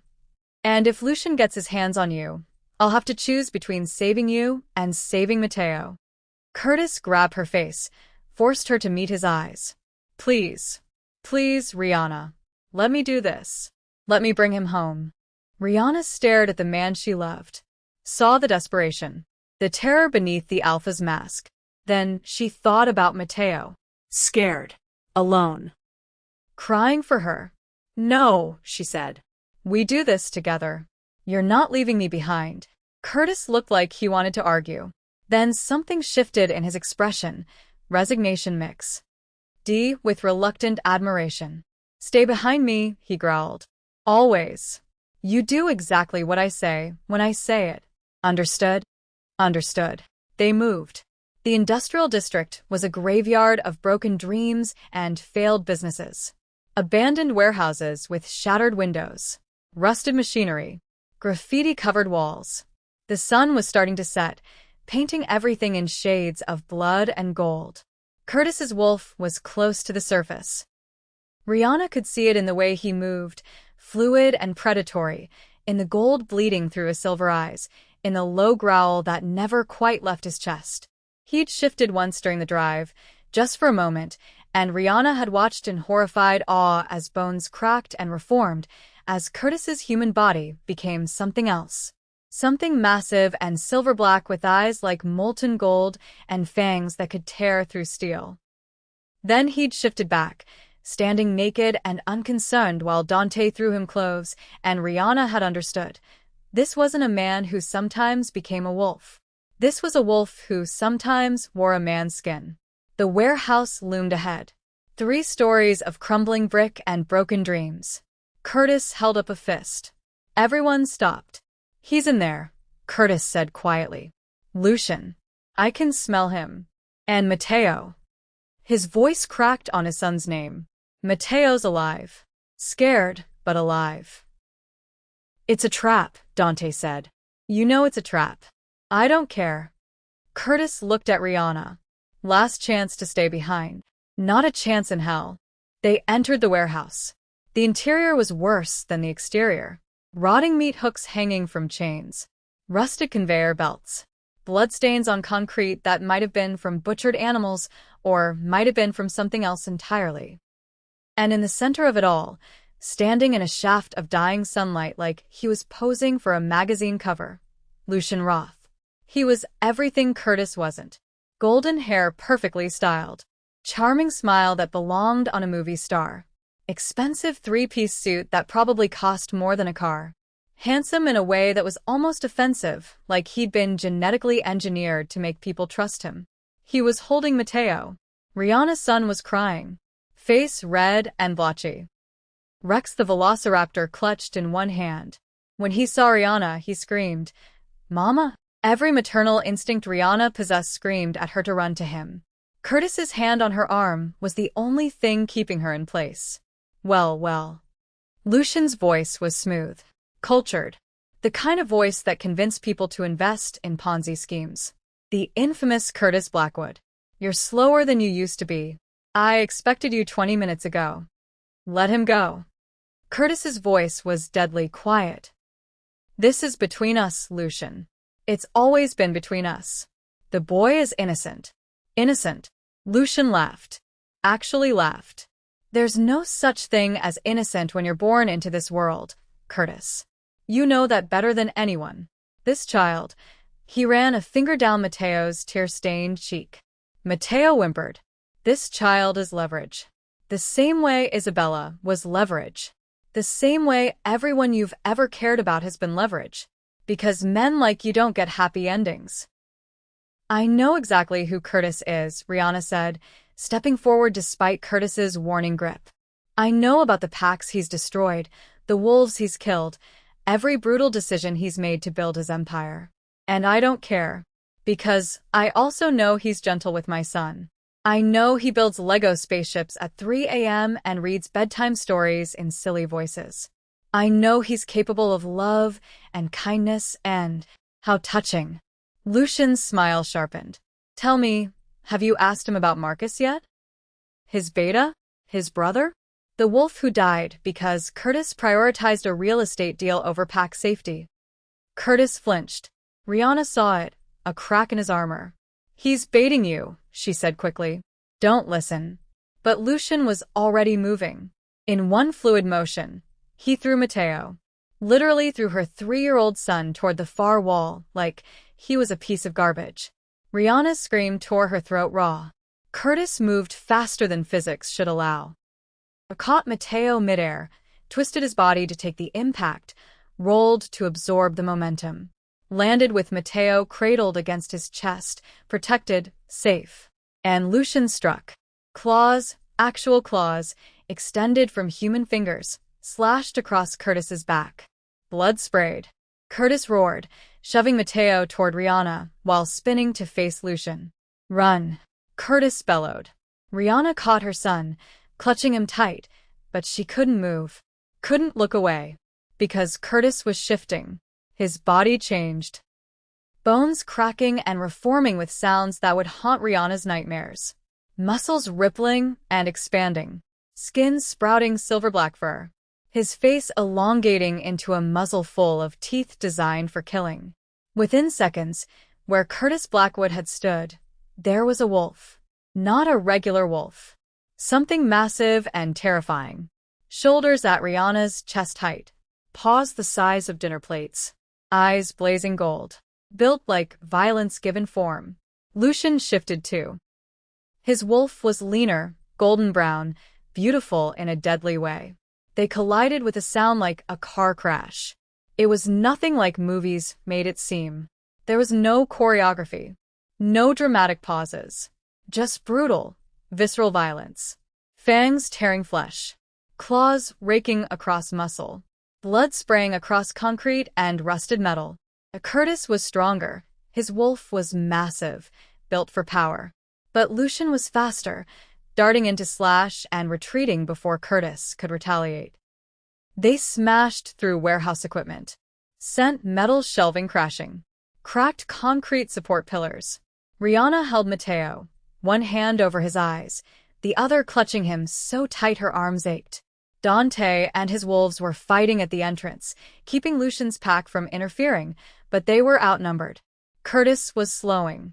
Blood matted his silver-black fur. One of his legs wasn't bearing weight properly. Lucian had been herding him toward exhaustion, using speed to wear down Curtis's strength. Lucian lunged for Curtis's throat. Rihanna moved without thinking. She grabbed a metal pipe from the debris, heavy, solid, ran forward, and swung with every ounce of strength her terror and rage could summon. It connected with Lucian's skull with a sound like a baseball bat hitting a watermelon. The golden wolf yelped, stumbled, shocked. Curtis seized the opening. Massive jaws closed around Lucian's throat. Not biting down, not yet, just holding. A killing hold. 1 second of pressure and Lucian's throat would be crushed. Curtis, don't. Dante's voice, desperate. If you kill an alpha without council approval, they'll label you rogue. Every pack in North America will hunt you. Curtis hesitated. Just for a second. And Lucian's wolf smiled. Somehow, impossibly, the wolf's face twisted into something that looked like a smile. Then human words came from a wolf's throat. A trick that should have been impossible. She made you weak, Blackwood. Just like I knew she would. Just like Isabella made you weak. You'll never learn. Then Lucian kicked. Impossibly strong legs throwing Curtis off. Lucian's entire pack converged in a coordinated retreat, covering their alpha's escape. They were gone in seconds. Like they'd never been there at all. Curtis shifted back to human form. Naked. Covered in blood. Some his, some Lucian's. Swaying on his feet, wounds already starting to heal but exhaustion written in every line of his body. Rihanna ran to him. He caught her, caught them both, Mateo still clutching Rex, all three of them collapsing to the blood-stained concrete in a tangle of limbs and relief and tears. I've got you, Curtis rasped. I've got you both. You're safe. You're safe now. But they weren't, because Lucian hadn't retreated out of fear. He'd retreated because he'd accomplished exactly what he came for. Confirmation that Curtis Blackwood's mate and her son were his weakness. That the great alpha could be brought to his knees by threatening the humans he loved. And now, the entire supernatural world knew it. Curtis's penthouse had been transformed into something out of a military compound. Guards on every floor. Not human guards, werewolves from Curtis's pack, rotating in 8-hour shifts, each one personally vetted. Wards carved into doorframes and windowsills by a witch named Morgana who looked ancient and terrifying and smelled like sage and old magic. Windows replaced with reinforced glass embedded with silver mesh. Security cameras covering every angle. A fortress. A prison. A last line of defense against an enemy who'd already proven he could reach them anywhere. Mateo hadn't let go of Rihanna for 6 hours. He'd cried himself into exhaustion, then into a fitful sleep, still clutching her shirt, still making small distressed sounds whenever she tried to set him down. Finally, around 9 p.m., he fell into deep sleep in her arms. Rihanna sat on the couch, holding her son, watching Curtis pace. Back and forth. Back and forth. Like a caged animal. His wounds had healed. Werewolf healing was obscene in its efficiency, but fury burned in every movement. "This is my fault," Curtis said. For the 10th time. Maybe the 20th. I should have seen it coming. Should have anticipated that he'd go after Matteo instead of you. Should have had more guards, better protocols, magical protections on the school. Stop. Rihanna's voice was raw from screaming. You saved him. You saved us. Barely. Curtis stopped pacing, turned to her, and his eyes were destroyed. If you hadn't hit Lucian with that pipe, if you hadn't given me that opening, Rihanna, you could have been killed. You're human. You can't. Can't what? She stood carefully, not wanting to wake Matteo. Can't protect my son? Can't fight for the people I love? Can't be anything but a liability. That's not. Yes, it is. You're looking at me like I'm a weakness you have to protect instead of a partner who fights beside you. Rihanna's voice shook. I know I'm human. I know I'm not as strong or fast or capable of healing from injuries that should kill me. But I'm not helpless. And I'm not leaving. Curtis stared at her. Something shifted in his expression, anguish giving way to awe. I don't deserve you, he whispered. Probably not. Rihanna managed a weak, broken smile. But you're stuck with me anyway. For better or worse. In whatever supernatural insanity this life throws at us. Curtis crossed to her in 3 strides, pulled her and Matteo into his arms, carefully, so carefully, like they were made of glass and might shatter. I love you, he said into her hair. I know it's too soon. I know you're processing trauma and terror and probably shouldn't make declarations while in shock. But I love you, Rihanna Torres. I love you, and I love that brave, beautiful boy sleeping in your arms. And I will spend every remaining day of my life making sure nothing like this ever happens again. Tears slid down Rihanna's cheeks. I love you too. God help me, I love you too. Even though you're a werewolf and your enemies kidnap children, and I just watched you turn into something that shouldn't exist and fight another wolf to the death in an abandoned warehouse, I love you. Curtis's laugh was broken. When you put it like that, it sounds insane. It is insane. She pulled back enough to meet his eyes. But it's our insane. And I'm not running. I'm staying. We're staying. And we'll figure this out. Together. Curtis kissed her. Soft. Reverent. Like she was something holy. Outside the penthouse windows, Las Vegas glittered. Unaware that in 3 days, the supernatural world was about to detonate. Curtis and Rihanna think the worst is over. They think surviving Lucian's attack means they've won. But they're wrong. Because while they're barricading themselves in a penthouse, while they're healing wounds and comforting a traumatized child, the Werewolf Council is convening an emergency session. And they're bringing charges against Curtis Blackwood for violating ancient law. An alpha cannot claim a human mate without council approval. The penalty? Forced severance of the mate bond. A magical breaking that will destroy Rihanna's mind and Curtis's soul. Or death. For both of them. And Lucian Roth? He's sitting on that council. Smiling. Because he didn't attack Matteo to kill him. He attacked to force Curtis's hand. To make the mate bond public. To give the council grounds to destroy what Lucian couldn't destroy through violence. The trap is closing. And Curtis and Rihanna have 72 hours before everything they've fought for burns to ash. Chapter 7. Dawn broke over Las Vegas with a kind of crystalline clarity that felt like mockery. Curtis hadn't slept. Again. He'd spent the night standing at his penthouse windows, watching the city transition from neon chaos to the pale stillness of early morning, his wolf pacing restlessly beneath his skin, demanding action he couldn't take. The knock came at 6:13 a.m. Formal. 3 precise raps that carried weight. Dante stood in the doorway holding an envelope. Black wax seal. Ancient symbols pressed into the wax that predated modern language. The kind of official correspondence that meant someone powerful wanted you to know they were powerful. It came by courier 10 minutes ago, Dante said. His face was grim. You need to read this. Curtis took the envelope. Broke the seal. Unfolded parchment, actual parchment, not paper because werewolf bureaucracy was nothing if not dramatic, and read. His hands started shaking before he finished the first paragraph. Dante cleared his throat. Do you want me to? Read it aloud. Curtis's voice was hollow. Rihanna needs to hear this. Because she was standing in the doorway now, wrapped in one of Curtis's shirts, hair messy from sleep, eyes still soft with dreams. She looked so human, so fragile, so completely unprepared for what was coming. Dante's voice was flat as he read, Curtis Blackwood, Alpha of the Shadowfawn Pack, you are hereby summoned to appear before the Werewolf Council to answer charges of violating Statute 47, Section 3. Unauthorized claiming of a human mate. The council convenes in 3 days at the Lodge of Ancient Stones. Failure to appear will result in immediate forfeiture of your alpha status, dissolution of pack bonds, and exile from all recognized pack territories. This summons is issued under the authority of the 12, witnessed and sealed. Silence. The kind that felt like standing at the edge of a cliff. They can't enforce this.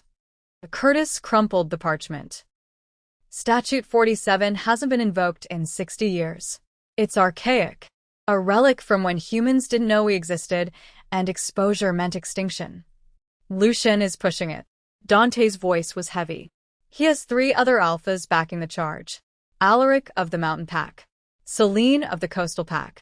Victor of the Northern Territories. They're all old guard, Curtis. They believe in the old ways. Human mates are forbidden without council approval. Curtis's hands clenched. This is revenge. Pure revenge. Lucian knows he can't kill me in direct combat, so he's using bureaucracy as a weapon. It's effective. Dante hesitated, opened his mouth, closed it, tried again. Curtis, there's something else. Something I need to tell you about Statute 47. What? If the council rules against you, if they force severance of the mate bond. Dante's voice dropped. Human mates don't survive it. The bond breaking causes catastrophic neurological damage, seizures, hemorrhaging, brain death within hours, sometimes minutes. At best, she'd have 6 months before the damage became irreversible. At worst. How long have you known this? Curtis's voice was deadly quiet. I didn't think it was relevant. I didn't think they'd actually invoke the statute. How? Long. Since the beginning. Dante met Curtis's eyes. It's why the law exists. To prevent alphas from condemning humans to slow death. To force us to think before we claim. I'm sorry. I thought you knew. Curtis turned to Rihanna. She'd gone pale. Completely bloodless. Like someone had drained every drop of color from her body. So, if you reject me, she said, voice remarkably steady, I die. You're not dying. Curtis crossed to her, gripped her hands. I'll fight this. Challenge the ruling. Refuse to comply. You'll lose your pack. Rihanna's eyes were bright with unshed tears. If you defy the council, they'll strip your alpha status. Force your wolves to disband or submit to a new alpha. Everything you've built. Everyone who depends on you. 53 wolves who trust you to protect them. Gone. I don't care about. I do. The words exploded out of her. I care. I won't be the reason your pack suffers. I won't be the thing that destroys what you've spent your life building. I won't, Curtis. You're asking me to choose between you and my duty. Curtis's voice cracked down the middle. You're asking me to weigh your life against my pack's future. That's not a choice. That's torture dressed up as decision-making. Then let me make it for you. Rihanna pulled her hands free. Stepped back. Reject the bond. Save your pack. I'll figure something out. 6 months is time.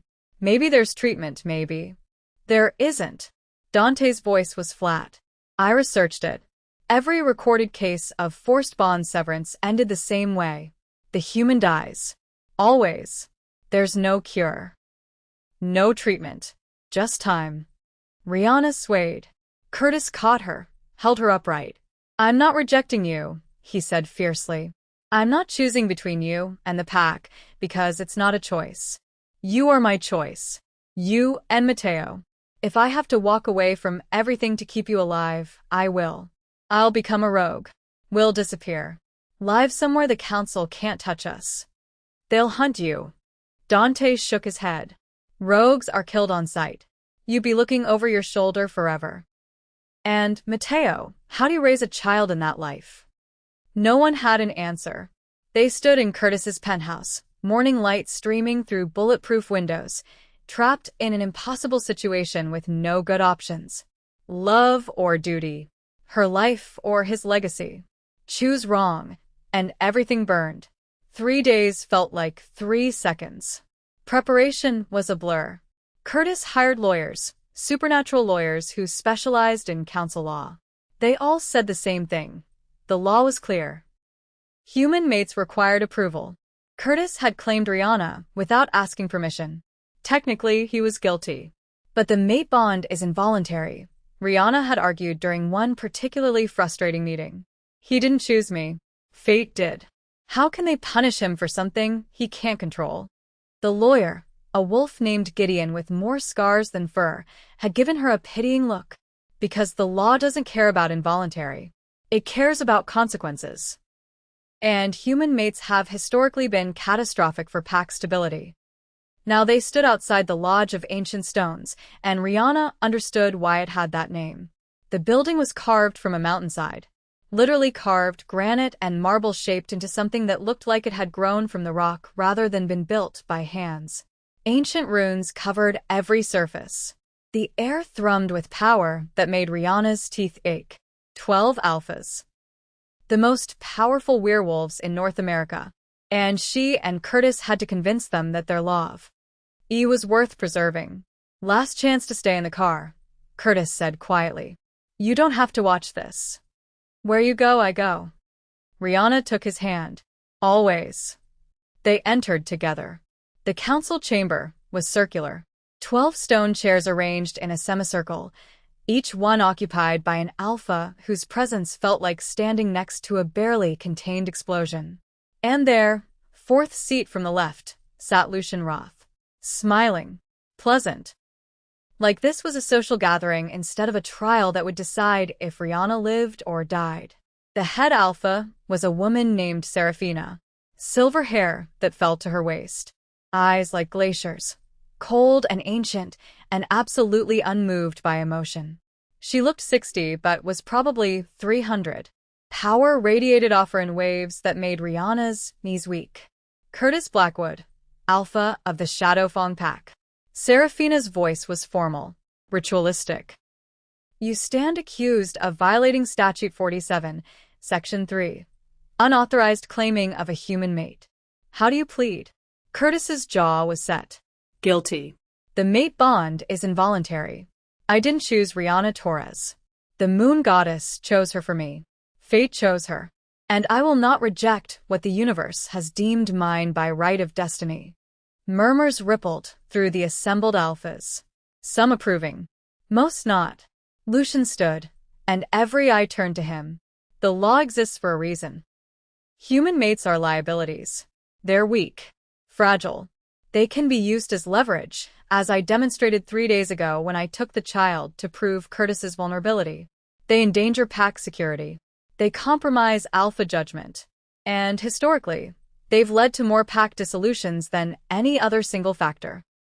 You kidnapped a 3-year-old. Rihanna snapped before she could stop herself. You traumatized a child to make a point. Don't stand there and pretend you're some guardian of pack welfare when you're just a bitter asshole who can't stand that Curtis is stronger than you. Silence. Complete, ringing silence. Then Lucian smiled. She has spirit. I'll give her that. But spirit doesn't change facts. Curtis Blackwood is compromised. He prioritizes this human over pack safety. Over his responsibilities. Over his duty. And that makes him unfit to lead. Curtis moved. Dante grabbed him, physically restraining him while Curtis snarled. Actually snarled, the sound inhuman and terrifying. Serafina raised one hand. Enough. Both of you. Sit. We will deliberate. I want to speak. Rihanna stepped forward. If this is about me, I deserve to be heard. Serafina studied her. Very well. Speak. Rihanna took a breath. I'm human. I know that. I'm weaker than every person in this room. Slower. More fragile. I can't heal from injuries. I'll age while Curtis stays young. I'll die in 60 years while he lives for centuries. I am, by every objective measure, a liability. She saw Curtis flinch, saw pain flash across his face. But I'm also the woman who ran toward danger to save her son, who hit an alpha werewolf with a metal pipe when he threatened my family, who chose to stay when every logical part of my brain screamed to run. I'm strong in ways you don't measure. And I love Curtis Blackwood with everything I am. If that's not worthy of your approval, then your counsel doesn't deserve him either. She sat down. Her hands were shaking, but her voice had been steady. Seraphina's expression was unreadable. The council will deliberate. Wait outside. 3 hours felt like 3 years. They sat on the lodge steps. Mateo was with Mrs. Chin back at the penthouse. No way were they bringing him to this. Dante paced. Curtis sat with his head in his hands, Wolf so close to the surface that his eyes kept flashing gold. Rihanna sat beside him, hand on his back, feeling tension coil through his muscles like steel cables about to snap. Whatever they decide, she said quietly, promise me something. Don't. Promise me you won't give up your pack. Those wolves need you. They're your family, your responsibility. And I won't be the reason they suffer.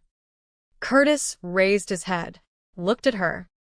You're asking me to let you die. I'm asking you to let me be brave. Her voice shook. For once in my life, let me be the one who saves you instead of the other way around. Rihanna. I've been running my whole life, Curtis. From poverty. From Mateo's father. From my own fear that I wasn't enough. But with you, I felt strong. I felt like I mattered. Like I could be more than a struggling single mom barely keeping her head above water. Tears slid down her face. You gave me that. And I won't destroy what you love to keep it. I won't make you choose between me and your pack. So if they rule against us, you reject the bond. You save your wolves. And I'll have 6 months. 6 months of knowing I was loved by someone extraordinary. That's more than most people get. Curtis made a sound like something breaking, pulled her into his arms. You don't understand. You are what I love. The pack is duty, responsibility, but you're everything. I'd rather be a rogue living in the wilderness than an alpha without his mate. Before Rihanna could respond, the lodge doors opened. Dante appeared. They're ready.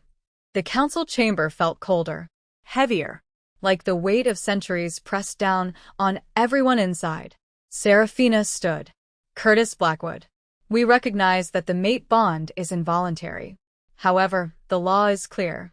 Human mates must be approved by this council before claiming. You violated this law. Curtis's hands clenched. We offer 3 options. 1. Reject the mate bond. Your pack remains intact.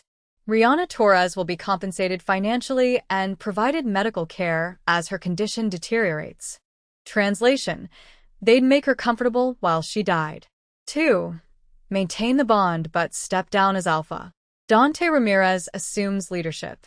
You and your mate are exiled from recognized pack territories. You live as rogues.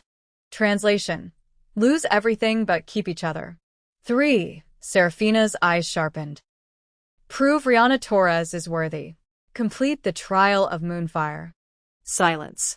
Dante cursed under his breath. What's the trial of Moonfire? Rihanna asked. Curtis looked sick. Ancient ritual. 3 trials designed to test a human mate's courage, loyalty, and strength. It's been attempted 5 times in recorded history. 4 humans died. 1 survived, but lost her sanity. Rihanna, you can't. I'll do it. She stood, facing the council. Whatever it takes. I'll prove I'm worthy. Lucian laughed. This will be entertaining. Seraphina nodded slowly. The trial begins at the next full moon. 3 days. If you fail, the mate bond severs automatically. If you succeed, the council recognizes your union. There is no second chance. I understand. They left the lodge in silence. Curtis pulled Rihanna aside the moment they were out of earshot. You can't do this. The trials are designed to kill humans. Firewalking across consecrated ground that burns away lies. Facing your deepest fear made manifest. Surviving a hunt by wolves showing no mercy. I'm doing it. Rihanna's voice was steel. This isn't up for debate. You could die. I will die if we do nothing. At least this way I'm fighting. She grabbed his face, forced him to look at her. You told me you'd prove you're worthy of me. Now, let me prove I'm worthy of you. Curtis closed his eyes. You've always been worthy. From the moment you crashed into my car. You've always been everything. Then trust me. She kissed him softly. I have something those other humans didn't. What? A reason to live. You, Mateo. Our family. Her smile was fierce. And I'll walk through literal hell to keep it. The trial of Moonfire begins in 3 days. 3 trials that have killed 4 out of 5 humans who attempted them. Fire that burns away everything false. Fear made manifest. A hunt where mercy doesn't exist. Rihanna Torres, single mom, human, fragile by every supernatural measure, is about to face tests designed to break her. And Curtis Blackwood can only watch. Can't help. Can't interfere. Can only pray that the woman he loves is strong enough to survive what's coming. Because if she fails, the mate bond severs. And Rihanna dies. Stay with us because the real test isn't the trials. It's whether love is stronger than destiny. And whether a human heart can prove it belongs in a werewolf's world. Okay, we need to talk. If you're watching this and you haven't subscribed yet, what are you waiting for? Rihanna is about to face the trial of Moonfire. Curtis is about to lose his mind with worry. Hit that subscribe button, like this video, and comment below with the country you're watching from and whether you think Rihanna will survive the trials. Do it now before you forget. Because the next part, it's going to destroy you emotionally, in the best way. Now, let's get back to the story. Chapter 8. And that's how it ended. Or rather, how it began. Because here's what Rihanna Torres learned in those 6 months between nearly dying in supernatural trials and dancing at her own wedding. Endings and beginnings are really the same thing, just viewed from different angles. The woman who crashed into a Bugatti Chiron in a parking garage, terrified and broke and 1 emergency away from losing everything?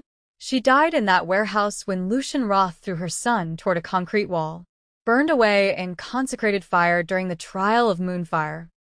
Dissolved in a stone circle when she faced her deepest fears and told them to go to hell.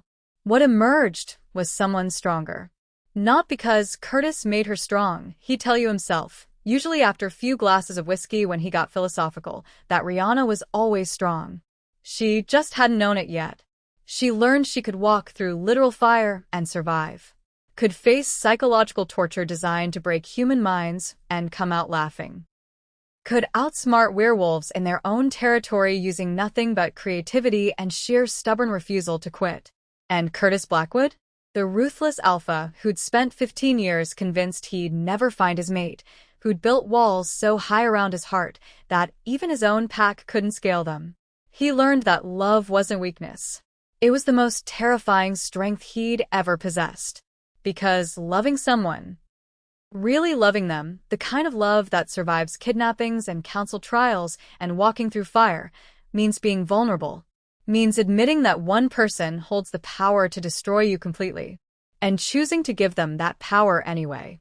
6 months after the trial of Moonfire, Curtis stood at an altar in his own casino ballroom, watching Rihanna walk toward him in a simple white dress, and understood what his father had tried to tell him before he died. The mate bond isn't about possession. It's about partnership. Finding someone who makes you better than you ever thought you could be. Curtis used to think that was sentimental nonsense. Now he understood it was the most profound truth in the werewolf world. The ceremony was beautiful in that understated way that spoke of confidence rather than showing off. No ice sculptures or champagne fountains or ostentatious displays of wealth. Just moonflowers, Rihanna's favorite.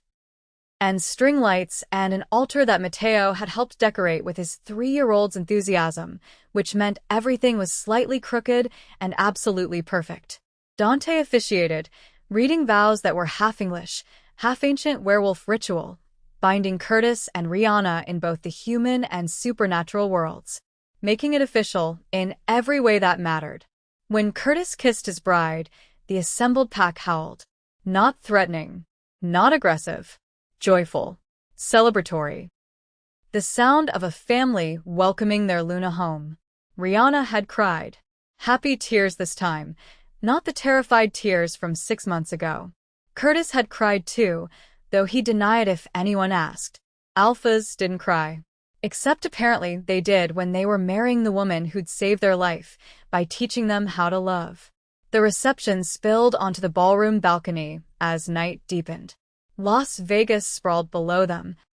That city of neon and desperation and dreams that sometimes, against all odds, actually came true. Matteo was running wild with other pack children. 3 wolf pups who'd shifted for the first time last month and were still figuring out coordination. A 7-year-old girl named Sage who'd appointed herself Matteo's big sister and took the job seriously. 2 teenage brothers who were teaching Matteo increasingly elaborate handshake routines. Watching her son, her beautiful, resilient, adaptable son, laughing and playing without fear made Rihanna's chest ache in the best way. He's going to shift someday, Curtis said quietly, coming up behind her, wrapping his arms around her waist. The mate bond is affecting him. Morgana says it's rare, but not unheard of. Human children raised in bonded families sometimes develop traits. I know. Rihanna leaned back against him. Are you okay with that? Raising a wolf who isn't biologically yours. Curtis turned her in his arms. Looked at her like she'd asked if he was okay with breathing.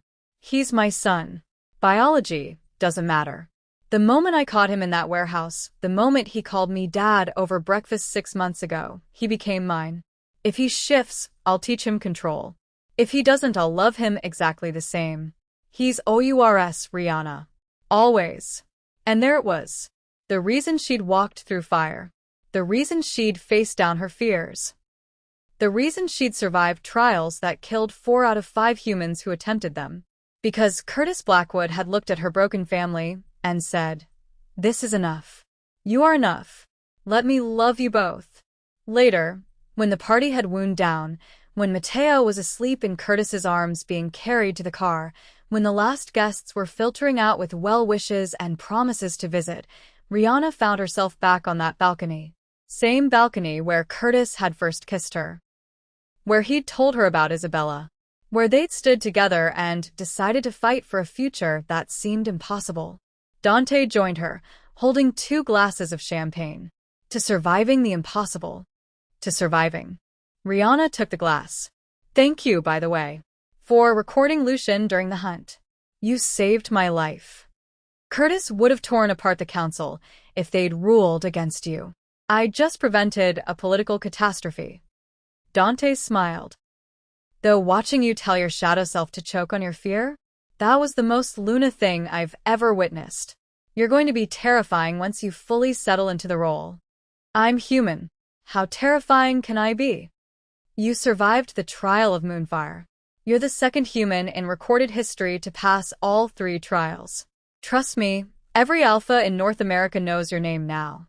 Knows you're not to be underestimated. Dante's expression sobered. Curtis is lucky. We're all lucky. You could have run. Could have chosen the severance and 6 months of life without supernatural complications. Instead, you chose us. Chose this pack. That means something. Rihanna looked out at Las Vegas. Thought about the woman who'd lived in a cramped apartment 6 months ago, terrified and broke and convinced she was failing her son. That woman would never have believed this was possible.